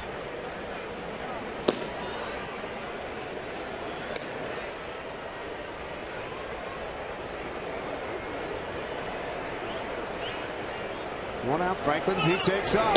Bunch shown, throw by Flowers. Got him. 2-6 thrown out for the second out. First stolen base attempt by Franklin is called out. Oh, this is a nice play on both ends. You see Saunders fake the bunt. Flowers gets a pitch. It's down and into the lefty. Gets a good throw off. Look at that, right on the money, and then a nice quick tag at shortstop, and they just do get Nick Franklin sliding in. Nice play on both ends. Maxie Ramirez getting that toss from Tyler Flowers. Let's see, he's got the fingernails painted, got fluorescent yellow on there. Here's 2-1.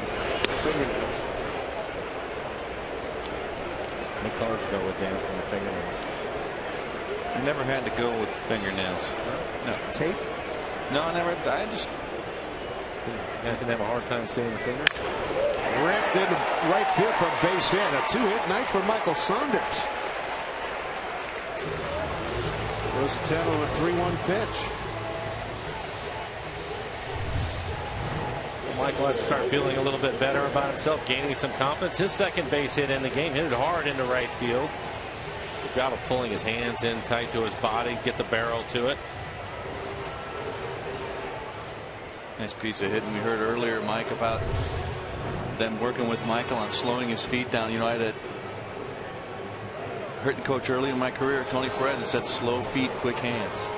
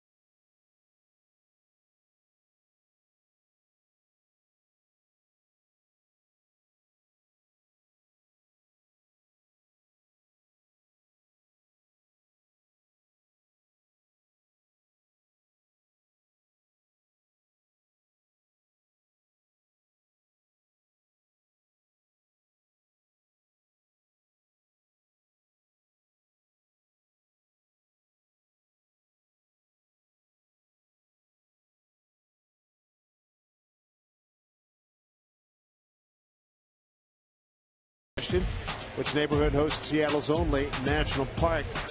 Dan Wilson went with Pioneer Square. Mike and I went with Ballard. Survey says it's Pioneer Square, 2nd Avenue in Jackson. How about that?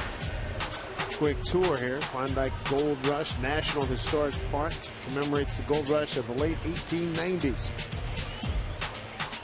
Look at that. Supplies came through Seattle, and a whole bunch of gold. Very interesting. Strike it rich. There's a hearty lot of people. And the police, I would imagine they were pretty active. All that gold coming into Seattle. Not a surprise to see John Nordstrom's name there.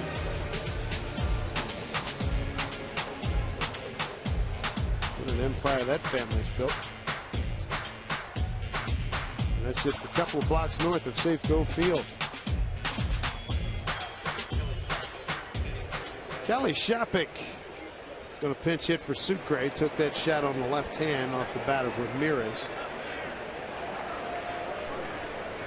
He'll bat against Nate Jones. Dan, I'm impressed that you were able to get that. You know, I would like to say that I knew that. I went with a guess, because it was closest to Safeco Field. Just 2 blocks north. So no science is involved in that, but I rarely get those right anyway. But thanks, Bob. Off the plate, 1-1.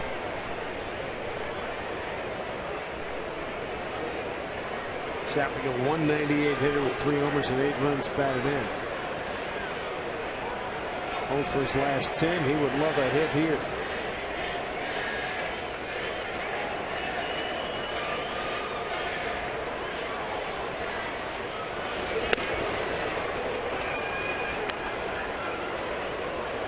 Two and 1.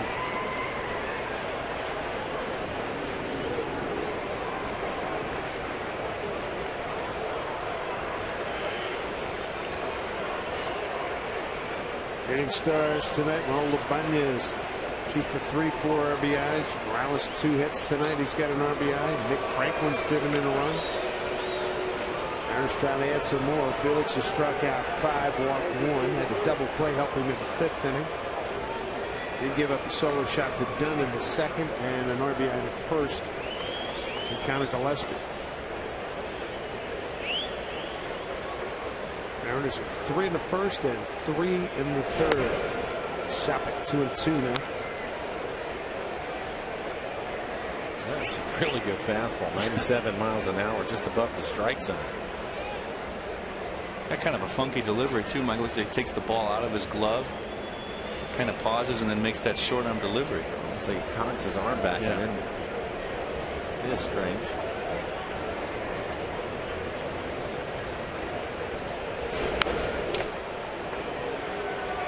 Count stays 2 and 2.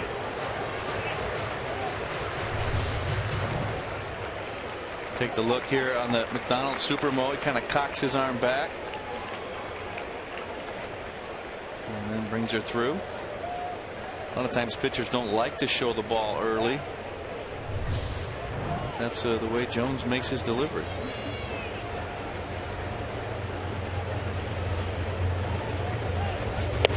Swing and a miss. The bat. Look out. That caught it cleanly. Oh, man. That's the 3rd out of the inning. And Shapik's bat went to a fan and caught it cleanly. 6-2. How about this? Paying attention, reached up, both hands. Nicely done.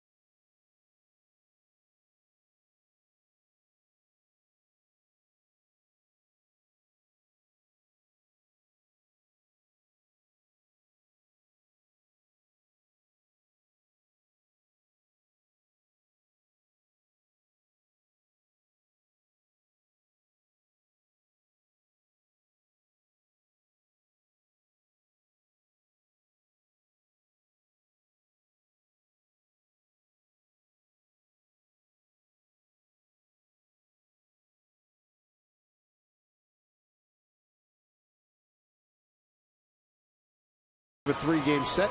12:40 start time tomorrow. Getaway day for the White Sox. And the Yankees come in for 4 games Thursday, Friday, Saturday, and Sunday, and then 3 with the Astros to wrap up this terrific stay at home here for the Mariners, who are playing in just their 27th home game. Kelly Shapik takes over beyond the plate. as Jesus Sucre. He took a shot on his left hand. Long follow through by Alexi Ramirez. Top of the order here for the Sox.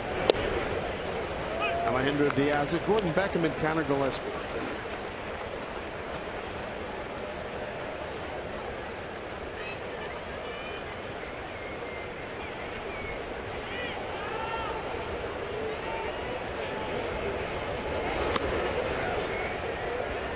To Diaz, single to left and ground out to second base.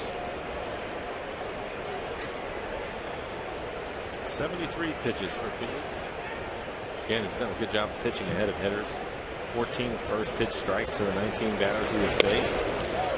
Good fastball tonight. He's topped out at 96 miles an hour.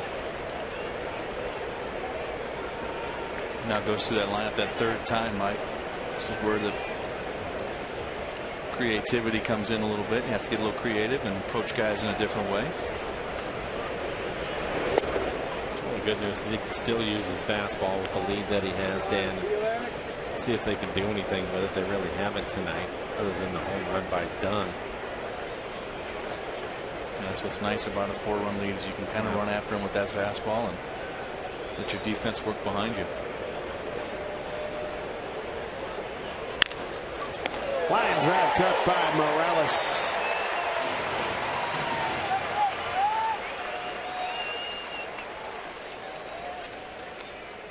Let's take a look at our money tree in time play.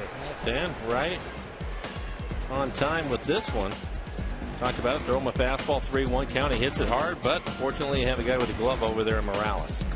Nice play, hit hard, but right at Morales. And that's what the luxury of that 4-run lead gives you. Gordon Beckham. Base hit to right, strikeout this evening.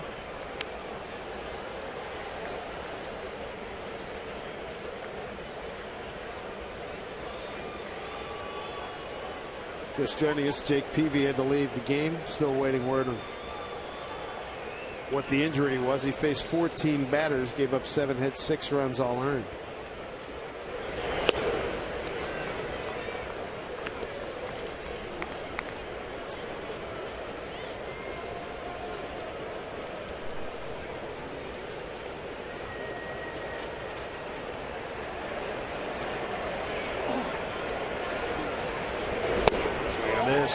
All 2 strikes.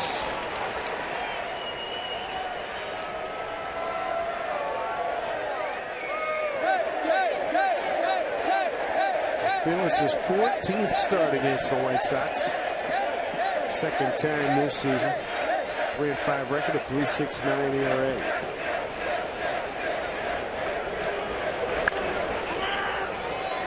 Morales saved himself. He's acquitted himself nicely at first base, and his hitting speaks for itself.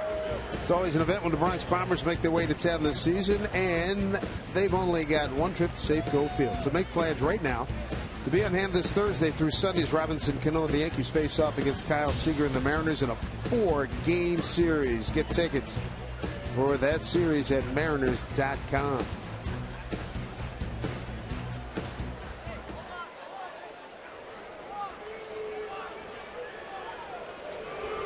There's Connor Gillespie.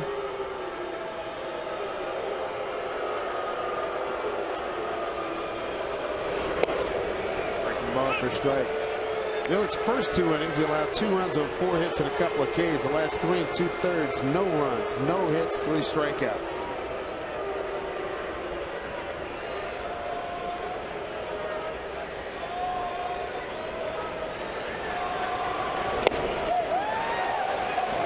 Pretty much disappeared on Gillespie. 0-2.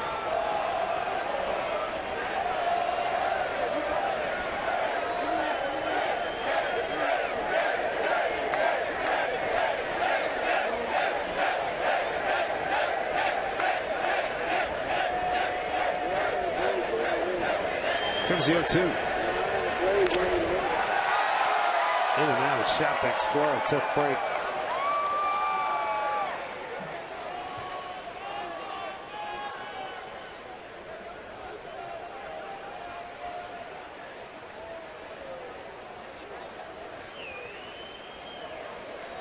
Been a tough go for these White Sox. They've lost 7 consecutive ball games.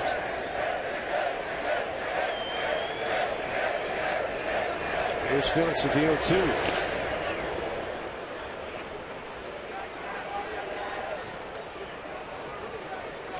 Nicely covered by Kelly Shopik.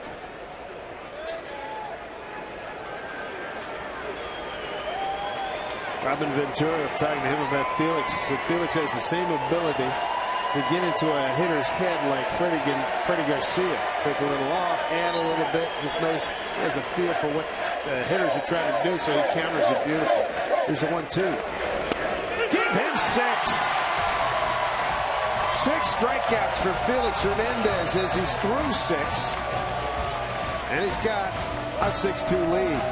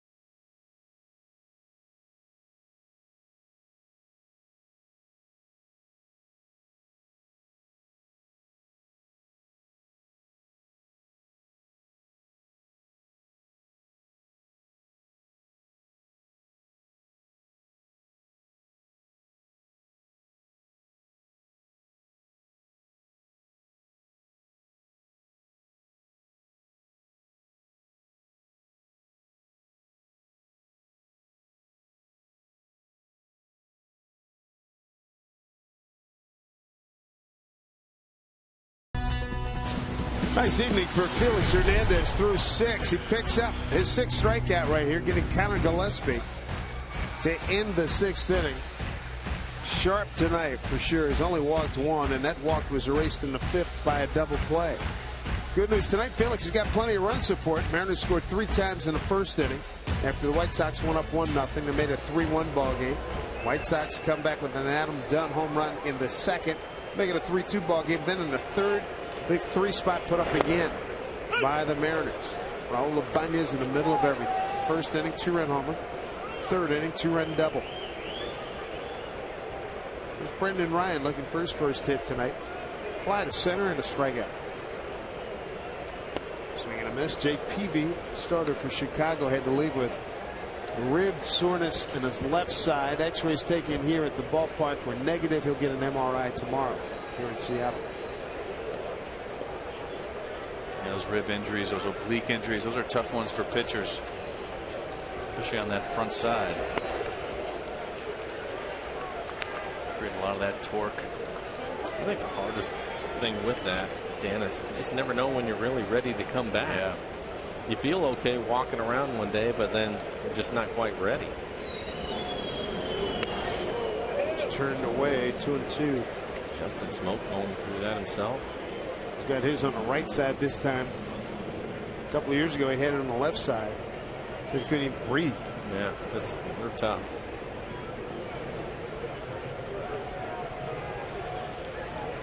Two to Ryan. Fastball, strike 3 called. Nate Jones back-to-back strikeouts. He's the 3rd pitcher tonight. Tell you what, Nate Jones is throwing hard. 99 miles an hour on that last fastball. Brendan probably thought this ball was down, borderline, I would say. Take a look at it. 99 miles an hour.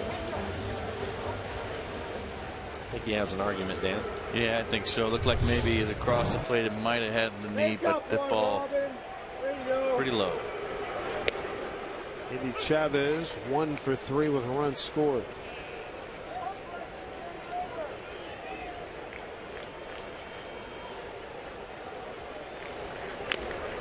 Fouled off. We saw Nate Jones Friday, April 5th, that first weekend of the season in Chicago. He went 2 innings, 4 hits, 2 runs, struck out 3. And we saw him again the next night. Only went a third of an inning. I got a lot of hard throws in that lineup, and that bullpen is fly ball left field. Put away by Diaz at 2 down. Pitching hasn't been the issue.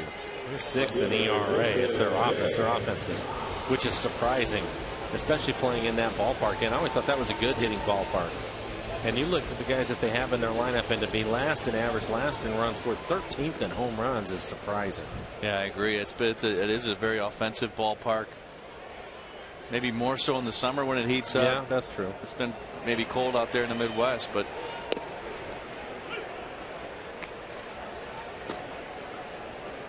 Santiago heating up. Hector Santiago. Jason Bay 0-1. 0-2.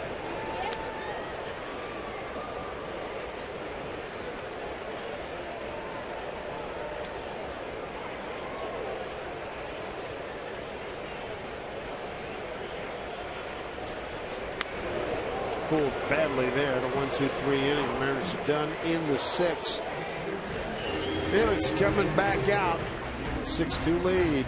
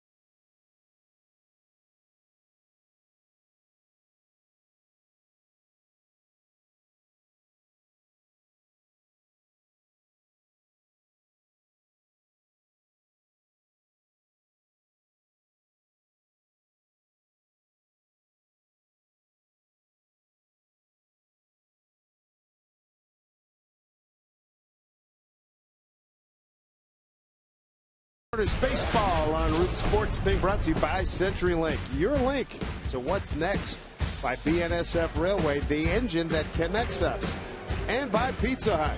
Make it great. This weather has been made great tonight. I'll say 16,294 enjoying it here out in the King's Court. Felix on top of his game with 6 strikeouts through 6 innings against the Chicago White Sox. Dave Sims, Mike Flowers, Dan Wilson with us tonight. Later on in the week, Jade Buhner will join us. The Alex Rios, Paul Konerko, and Adam Dunn in the 7th inning. 4, 5, and 6.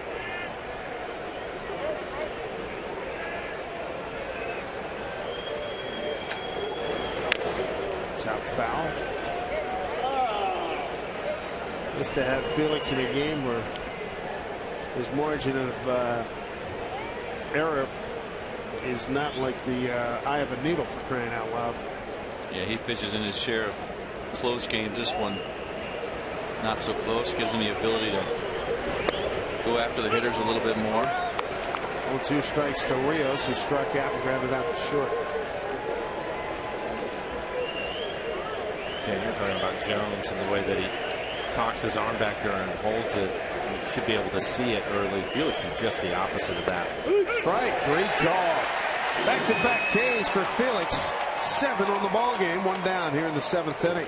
It's such a big difference for him once he started that turn, just hiding the baseball. And it's tough as a hitter. You pick it up late, and he has such good movement. It's tough. Yeah, you just don't see it till the end. And the other thing too, Mike, is when Felix takes his hand out of the glove, his hand kind of goes down, whereas with Jones he kind of comes straight back, and you see that ball. But you're right, Felix just does such a nice job of hiding the ball, and you hear a lot of guys talk about that as being an advantage. They just can't see the ball till it's too late, and pitchers can use that to their advantage.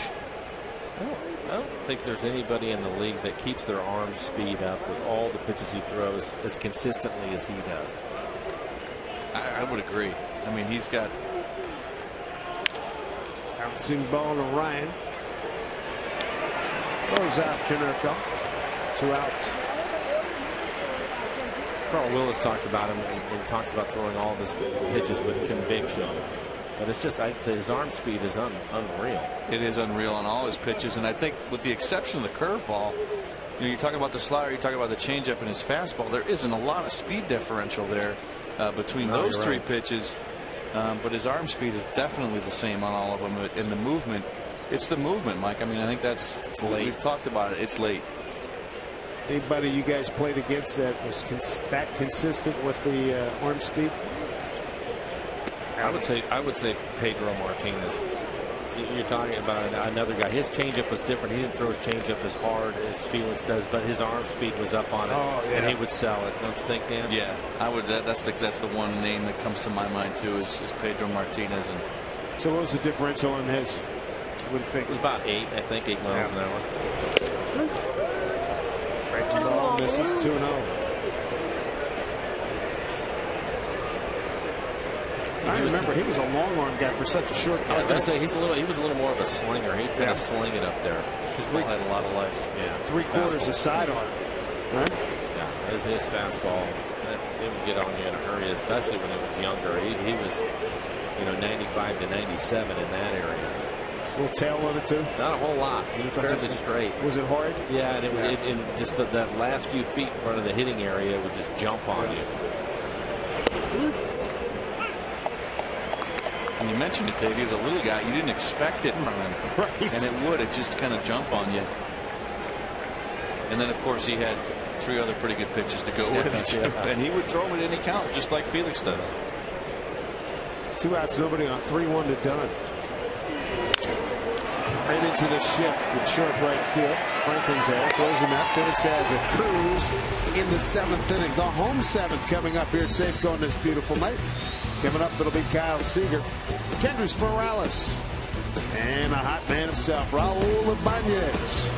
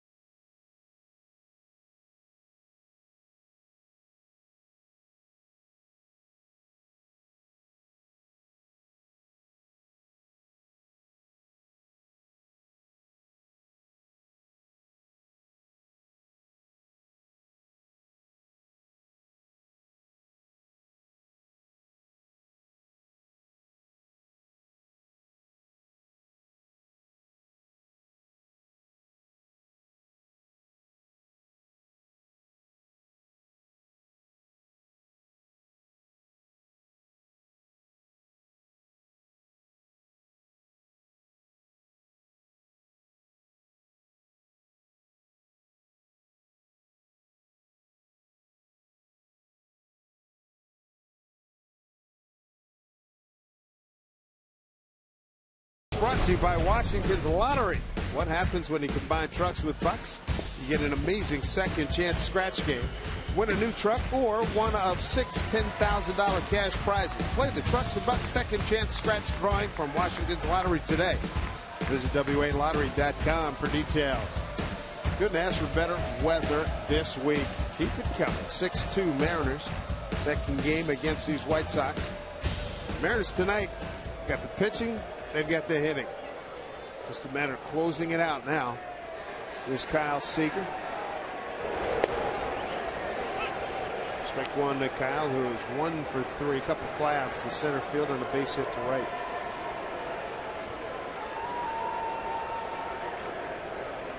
Nate Jones, third White Sox pitcher.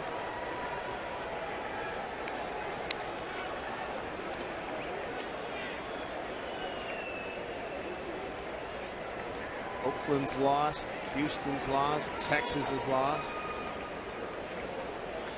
I thought I saw the Angels had lost. They did. They're losing 3-1 to the Cubbies. It's in the 7th in Anaheim.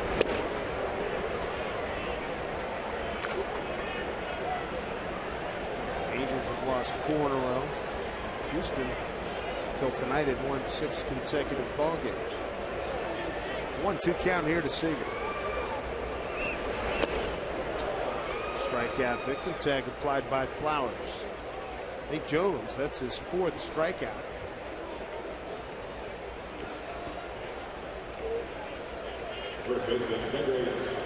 Out here in the 7th.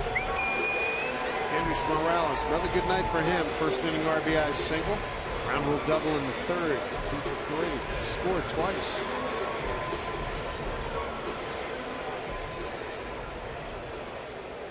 Certainly see why Jones can be tough at times. If he's getting that breaking ball over, that's going to be a tough at bat with his ability to throw his fastball 97 to 99 miles an hour, Dan. It's too difficult. You have to get geared up for the fastball. And if he's throwing the breaking ball over, I don't even think he can get a swing off. No, it's a pretty good breaking ball when it's on. And that fastball is just the equalizer. Out of Flowers' glove, Nate Jones, 27 years old, out of Butler, Kentucky. Born there, still lives there. 5th round, June 07 draft. 8-0 with the Sox last year. 65 games at 2.39 ERA out of the pen. Morales, one of the prettier swings he's going to deliver. Right to Mike's point. That looked like a 92 mile an hour changeup. It definitely had some movement. I don't know if it was a change in his grip on the fastball or if he went with the changeup, but you can see this pitch run away from Morales there. And you're right, Mike, that might be a changeup, where you see Felix's changeup is hard, but it's got the down movement. That one just kind of the movement away. Well, until that pop-up, Nate Jones had retired 5 of the 6 men via strikeout. Pitches an easy 7th. The good news, Felix and the Mariners lead at 6-2.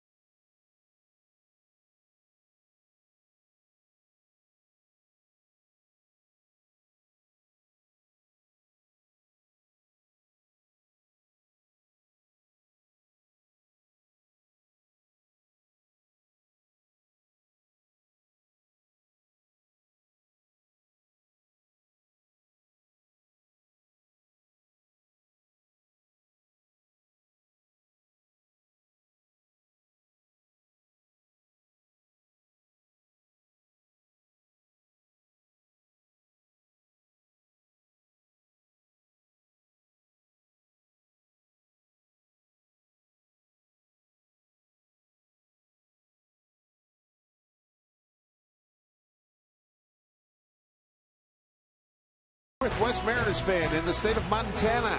Root Sports is looking for you throughout the month of June. Capture your photo on Instagram or Twitter with hashtag #NWFanMontana. Showing why it should be you. That'll ensure you to win a trip and a VIP experience. Mariners Fan Appreciation Night in September. Right here at Safeco Field. For official rules, go to rootsports.com. Felix has thrown no-hit ball the last 5 innings. Gave up a run on 2 hits in the first, a run on 2 hits in the second. Since then, nada.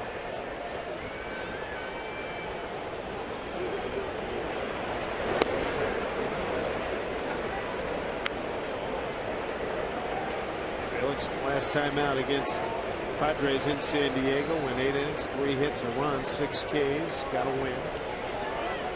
And tonight, he's got 7 innings, 2 runs on 4 hits. Combine that, it's 14 innings, 7 hits, 3 runs, and 13 Ks. 3-0 here to Ramirez. 1 for 2. This next pitch will be 100 for Felix. As you see Oliver Perez getting loose in the pen. It's definitely his last inning.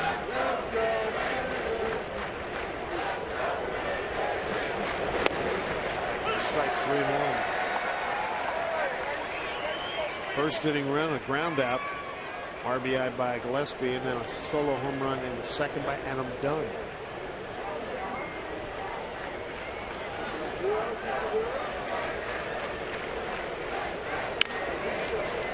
Left field off the end of the bat, long run. Chavez, he'll have to play it off the bounce.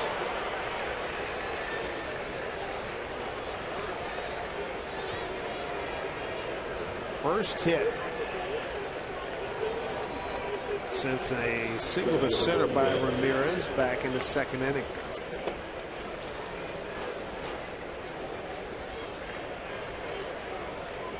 And do you have any idea when Felix is standing on top of the mound, when he's in the windup, not so much when he's in the stretch, how he stretches back with his back before he gets started? I've never seen anybody do that consistently. I don't think it's because of the stretching or anything. Maybe it's just more habit, huh? Yeah, it might be something mechanical that kind of clicks him into place. I'm not sure, but yeah, you do notice that from him. Yeah.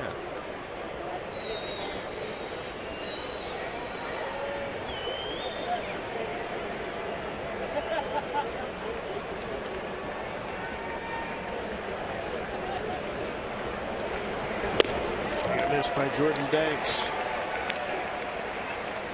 Felix 2-0 here. Safeco Field in 5 career starts against the White Sox. 2-0 with 2.17.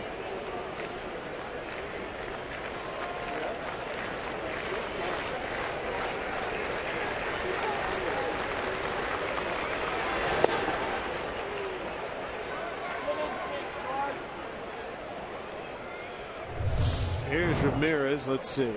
Watch Felix. See how he does that stretch right there? And he's consistent with it from the windup. He consistently does it throughout the game. Part of his routine now. Yeah. I think so, more than anything else. It's 3-0 to Ramirez. Now it's 3-1 to Danks with Tyler Flowers, catcher, on deck. This could be his last hitter if he doesn't get back in this count.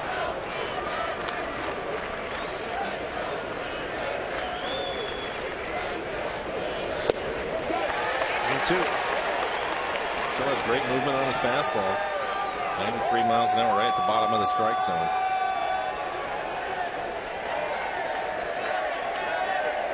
Tell you what, these folks, they have full voice, full excitement for minute 1. 3-2 to Danks. He struck him out. 8 Ks for Felix.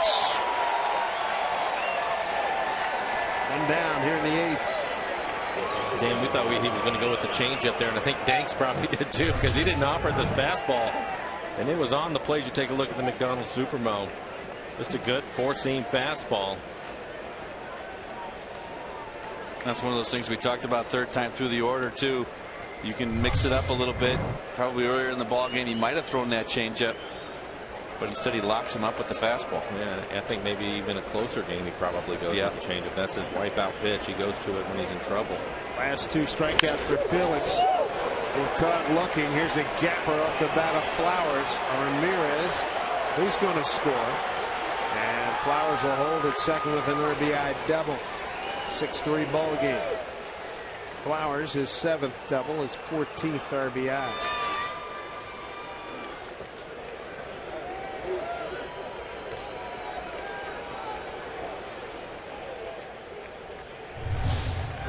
A solid base hit, line drive off of a fastball at 94 miles an hour. You have to hit the ball hard if you're going to get it into the gap, especially with Chavez and Saunders in the outfield, but he does, and Eric Wedge is going to come out and get him. So Oliver Perez is going to get the call. Pat to the backs, attaboys to the king.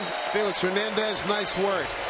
7 1/3, 8 strikeouts, 1 walk.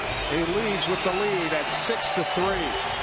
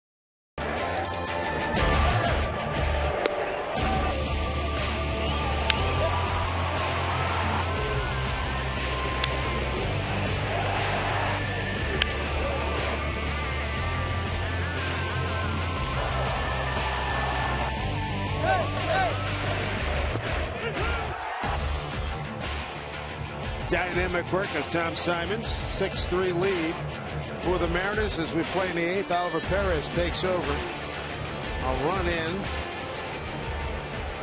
and a runner at second.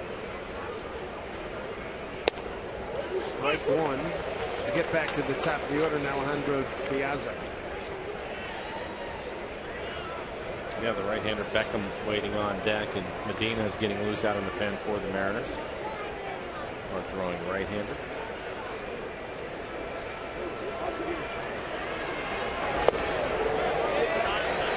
They did go to check down Pucci Dale Scott. Perez ahead 0-2.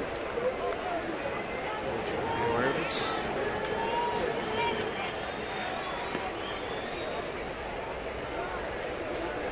He's had 5 shutout innings.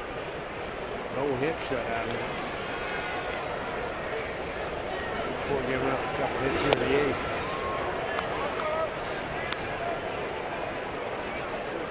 We're talking about Felix with his deception. Perez will throw a little bit of everything at you, Dan. Yeah, I got to believe this guy's a super hard at bat for a left-handed hitter. Just the way he delivers the ball, almost coming from behind the left-handed hitter. He'll sling it at you too. And at times, yeah, he's 95 miles an hour.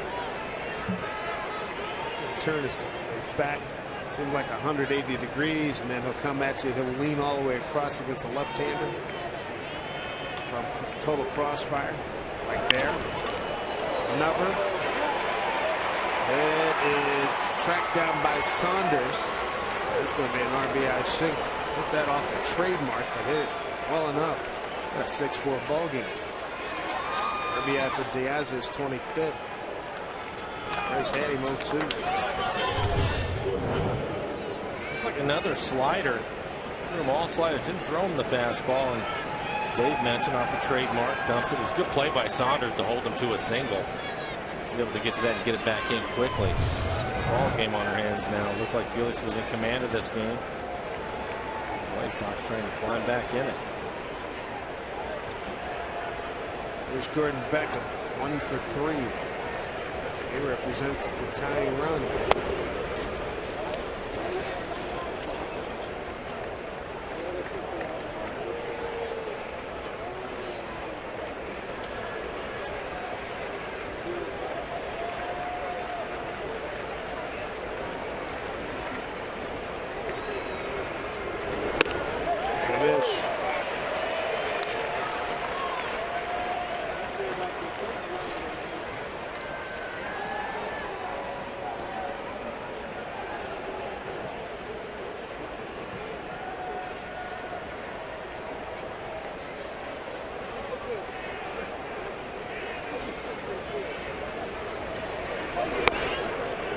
Two balls, one strike.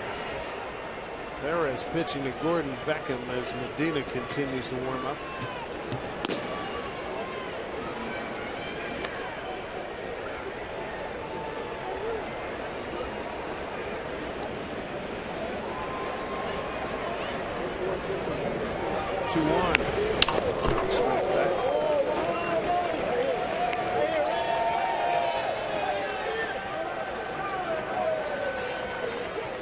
Could use a double play to turn one here back in the 5th.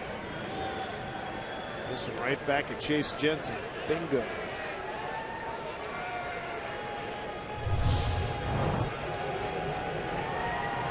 Good news, Chase is 5. Win a hang. It's out of play.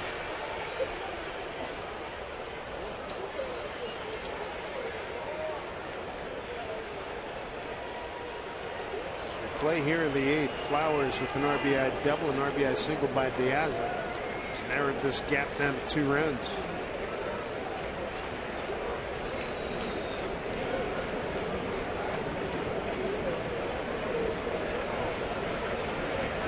Infielded double play depth. Diaz a pretty fast runner. Pitch. Fist. Last pitch was a good fastball in on his hands. He's been away from him. You can see the last, what was it, 3 pitches up and away, and he came back in on his hands. Threw it off that slide step too, Mike. Try to create a little more urgency in Beckham. Try to jam him. 2-2. Breaking ball hit down to the lane. They get 1 and they get 2. Boy, did they need that double play. Keep it right there. It's a 2-run ball game. Nicely turned. It's the second 6-4-3 effort by the Mariners. Gets them out of the 8th. 6-4 Seattle.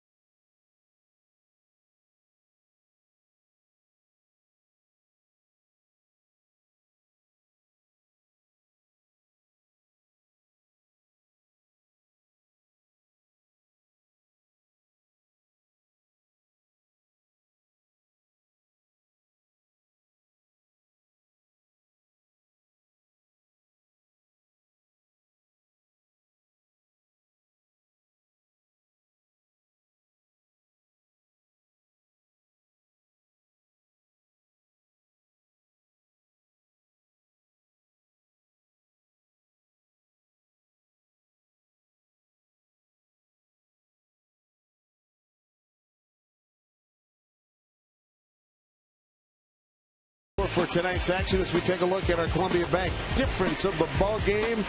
Mr. Raul Ibanez picking up where he left off last night. First pitch, that was against Jake Peavy with a man aboard and a run already in. A 2-run homer in the first inning. Then a 3-1 pitch. This in the third. And this plates 2. And the Mariners, after 3 innings, had a 6-2 lead. And it stayed that way till the White Sox just put 2 up on the board. Top half of the 8th inning. But Raul Ibanez DHing tonight. Just a terrific run that he is on. That home run, his 11th. 4 RBIs gets him to 30. Raul 1 for 4 last night. 2 runs batted in. We talked about him being the difference in last night's game, and I think he is again today with the 4 runs that he drove in. Hector Santiago takes over for the White Sox. Hard throwing left-hander.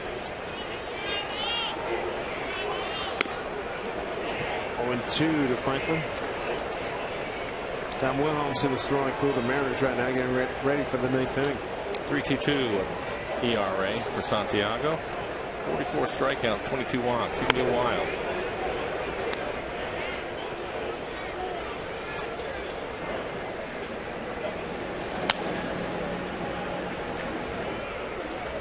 Way outside, 2-2.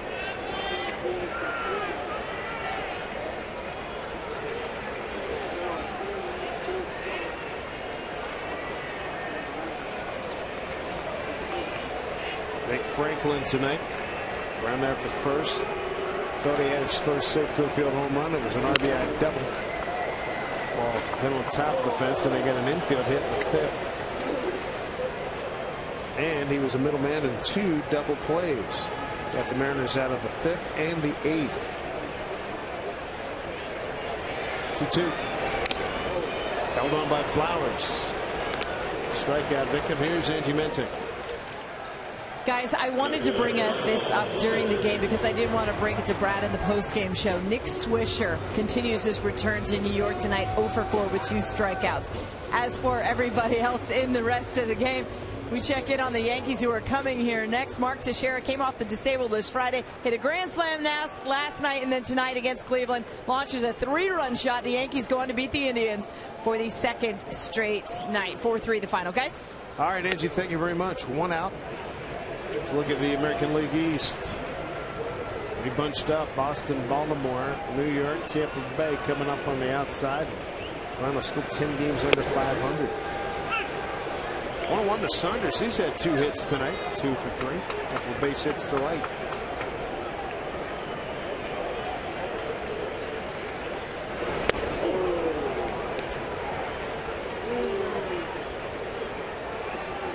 Easy day at the park for a left-hander against Santiago. The fastball that he has goes hard. Drop down. 2-2. Yeah, Lindstrom getting loose out in the pen for the White Sox.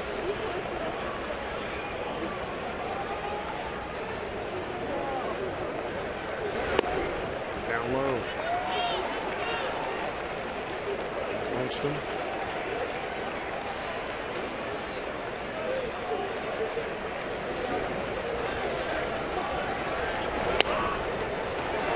Saunders works a walk.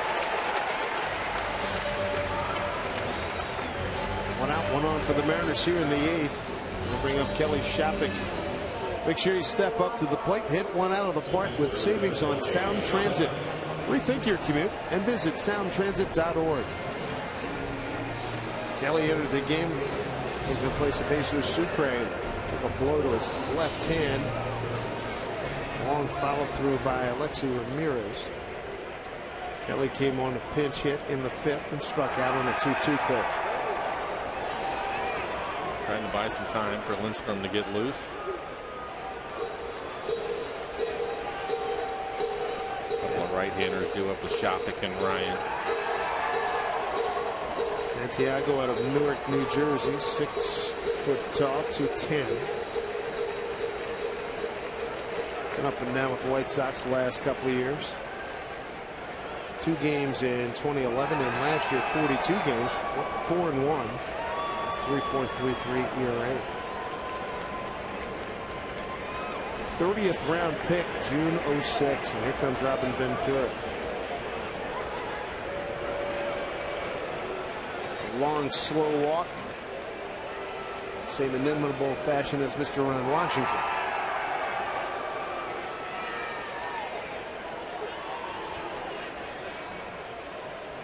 He's going to wait for C.B. Buckner to get out to the mound, still trying to buy time for his right-hander.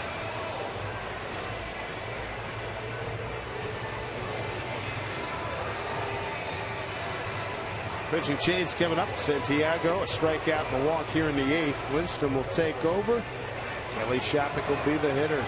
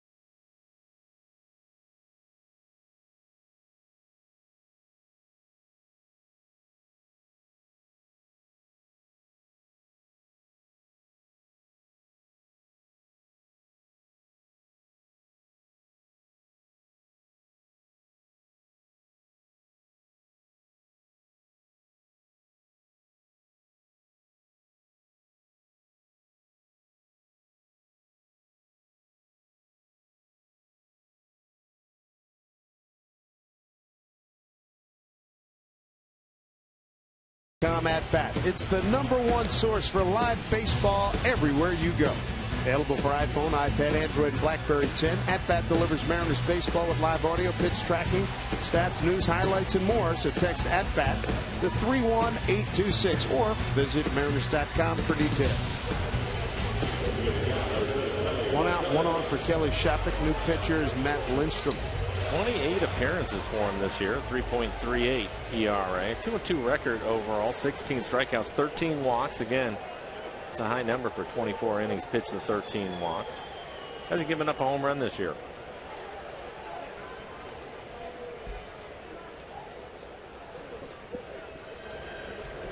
Kelly Shopik go for 1 with a strikeout. Strikeout rate. Swung and released his bat, and the fan behind the White Sox dugout made a clean catch. Runner goes, throw down to second. Saunders safe.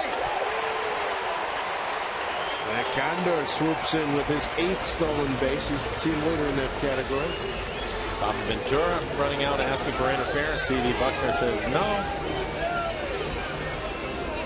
Condor. Take a look at Shopik as he takes this swing. Yeah, he stayed in the batter's box. There was no interference there at all. No contact. Usually you don't get the call unless there's contact made. And clearly there was no contact. And Michael slides in safely. Good stolen base.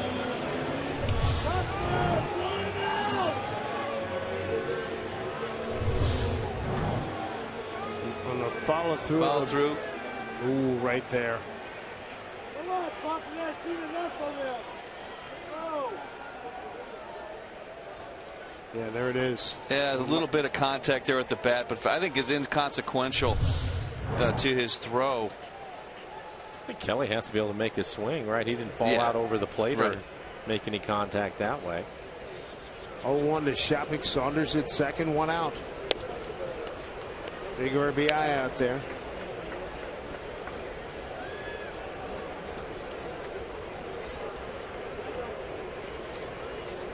Lindstrom has bounced around Florida, Houston, Colorado, Baltimore, Arizona, and now the White Sox.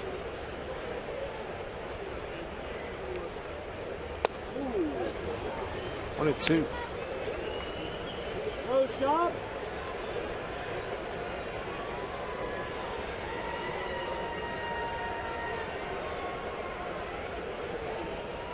It's a 3 for 7 with runners in scoring position tonight. Michael Saunders takes his lead. Matt Lindstrom, born in Rexburg, Idaho, lives in Phoenix now. Here's the 1-2. Hunter goes, got a great jump, throw down the third. He is in there. Saunders making it happen. A couple stolen bases here. Just a 9 on the season. That's one of the reasons why when you talk to the Mariners and the coaching staff, they know how important it is to get Michael heading in the right direction, because when he's swinging the bat well, he's obviously on base more, and this is what he can do for you. Well, that first stolen base, Mike, takes away the double play for the White Sox, and this one gets Michael at third base with less than 2 outs. Chance for sacrifice fly to score. Infield up close, 2-2. There's your fly ball. Piazza. Saunders, here he comes, and he's going to score easily. Nice job by Saunders and Kelly Shopik. Good operation. Mariners have a 7-4 lead. Nicely done. Kelly Shopik picks up his 9th RBI and his first sacrifice fly of the season. I'll give Michael Saunders a lot of credit, being aggressive early, running on the first pitch to steal second. And then with Lindstrom not paying attention to him, he just takes third, and that's the reason why it's an important base to steal. Just have to make sure you get down there. Michael showing why he's valuable to this club. Little fly ball out to left and picks up another insurance run for him. Been a while since we've seen a couple of money bags late in the game. Yeah, and that's a big run for the Mariners right there to get that lead back to 3. There's Ryan with 2 outs.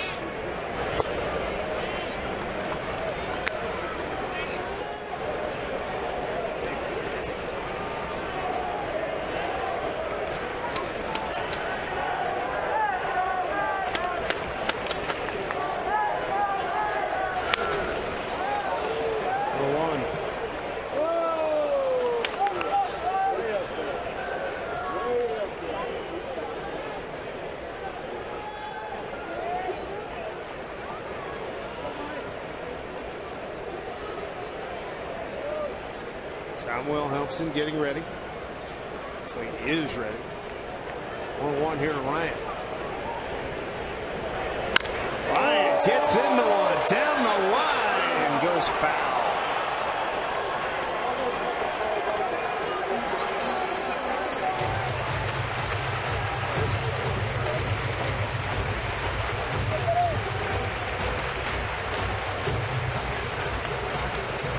The Ryan's home runs have come on the road, Cleveland and San Diego. A 1-2 count.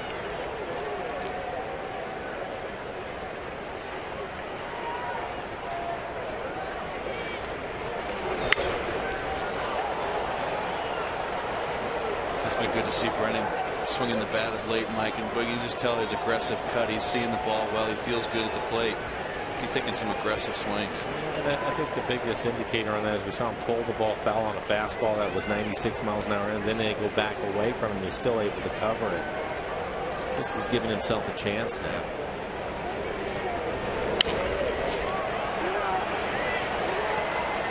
Give a chase, but no play.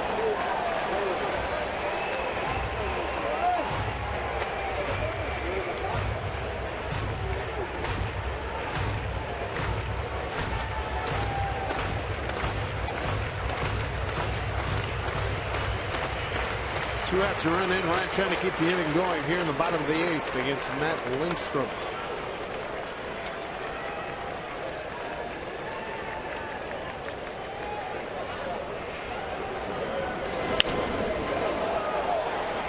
To do it again. Take a look at the Mariners' in-game box. Big productivity. Morales, Banez, Nick Franklin's picked up a run. Shopik with an RBI. Michael Saunders, a couple of hits and 2 huge stolen bases here in the 8th inning and on score. Ryan strikes out. 9th inning coming up. Last call. Tom Wilhelmsen, the bartender, ready to do it again, looking for another save. He got it done last night, and he'd do it again here this evening.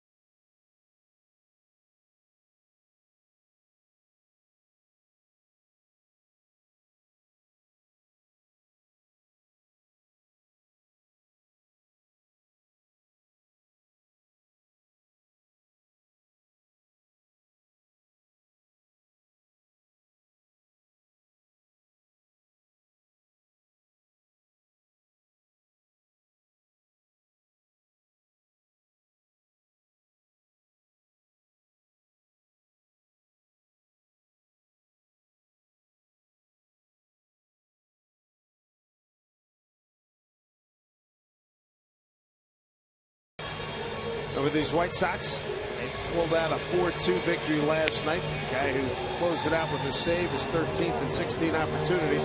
Tom Wilhelmsen coming back after a couple of shaky opportunities, shaky outings. Let's see if he can sharpen up again tonight.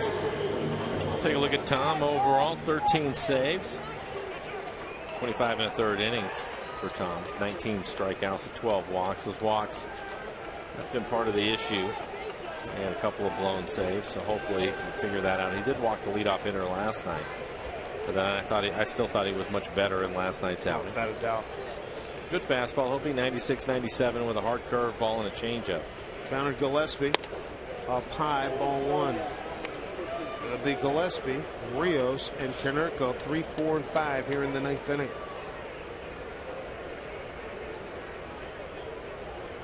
RBI ground up. Scored the first run for the Sox in the first inning.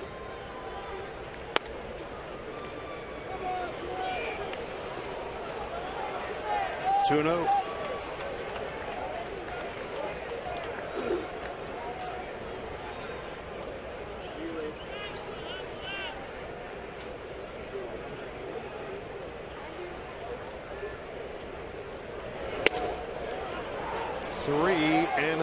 Not sharp. On deck is Alex Rios.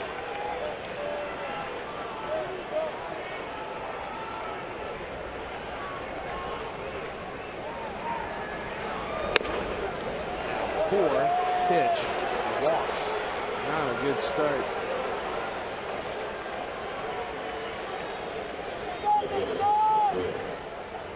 All those pitches up, Dan, and that's when he was having his issues, especially in Minnesota. That's where he was missing pitches up, out, over the plate. Last night, I thought he did a pretty good job of keeping the ball down, but those first 4 pitches high. Yeah, up with his fastball. Right now, good opportunity. Throw a breaking ball, maybe that locks him back down in. There's the breaking ball, first pitch. Good job by Kelly Shopik there. Throw something different in there. Maybe that'll lock in the fastball slot as well. That's to help him get him back in his mechanics, right? Not to overthrow that pitch. 0-1 to Rios. Rios walked a leadoff walk last night and scored. There it is right there. The next fastball, Mike, down at the knees. Ball exploding down there. Big time Scott Rios, 0-2 with a man aboard. Oh, how big that Saunders run is now. 0-2 to Rios. He's buckling, Rios. 1-2. Rios, strikeout, ground out to short, strikeout looking. Goes up the hands of Felix Hernandez. Felix in position to get a W here. Joe Saunders got his job done last night. Here's the 1-2. Popped it up. Franklin going back. One out. Big out. One out here in the 9th, Mariners lead. The next Aquafina Little League dance coming up on Sunday when the Mariners take on the Yankees at 1:10. All youngsters going to take home a poster of Mariner power hitter Raul Ibanez, Safeco Field's all-time home run leader. For tickets to pick up this poster and see Raul and the Mariners take on the Bronx Bombers, get your tickets at Mariners.com. Raul with 72 home runs here at Safeco Field, more than anybody. Paul Konerko. Big bender missed. Konerko 2 for 5 against Wilhelmsen.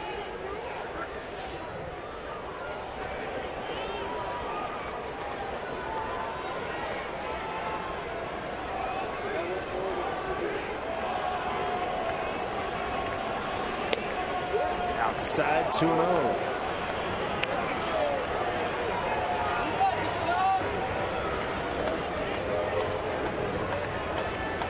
Furbush up just in case.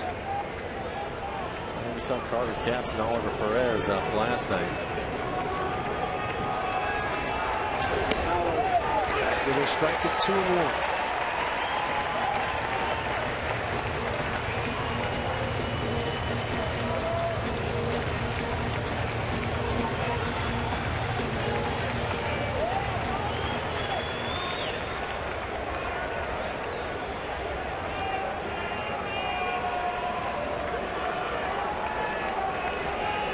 Turn 2 double plays tonight. Here's the pitch. Foul in the shot, explode. 2-2. A couple of good fastballs there. Down, Mike. Outer half, outer third of the plate. It's a tough pitch to do anything with. Tom trying to stay on the run that he's established here. Right-hand hitters are just 1 for 39 against him. 2-2 to Konerko. I think that fastball down the way. All Konerko is going to do with is hit it on the ground. Have a chance to get a double play and end the game.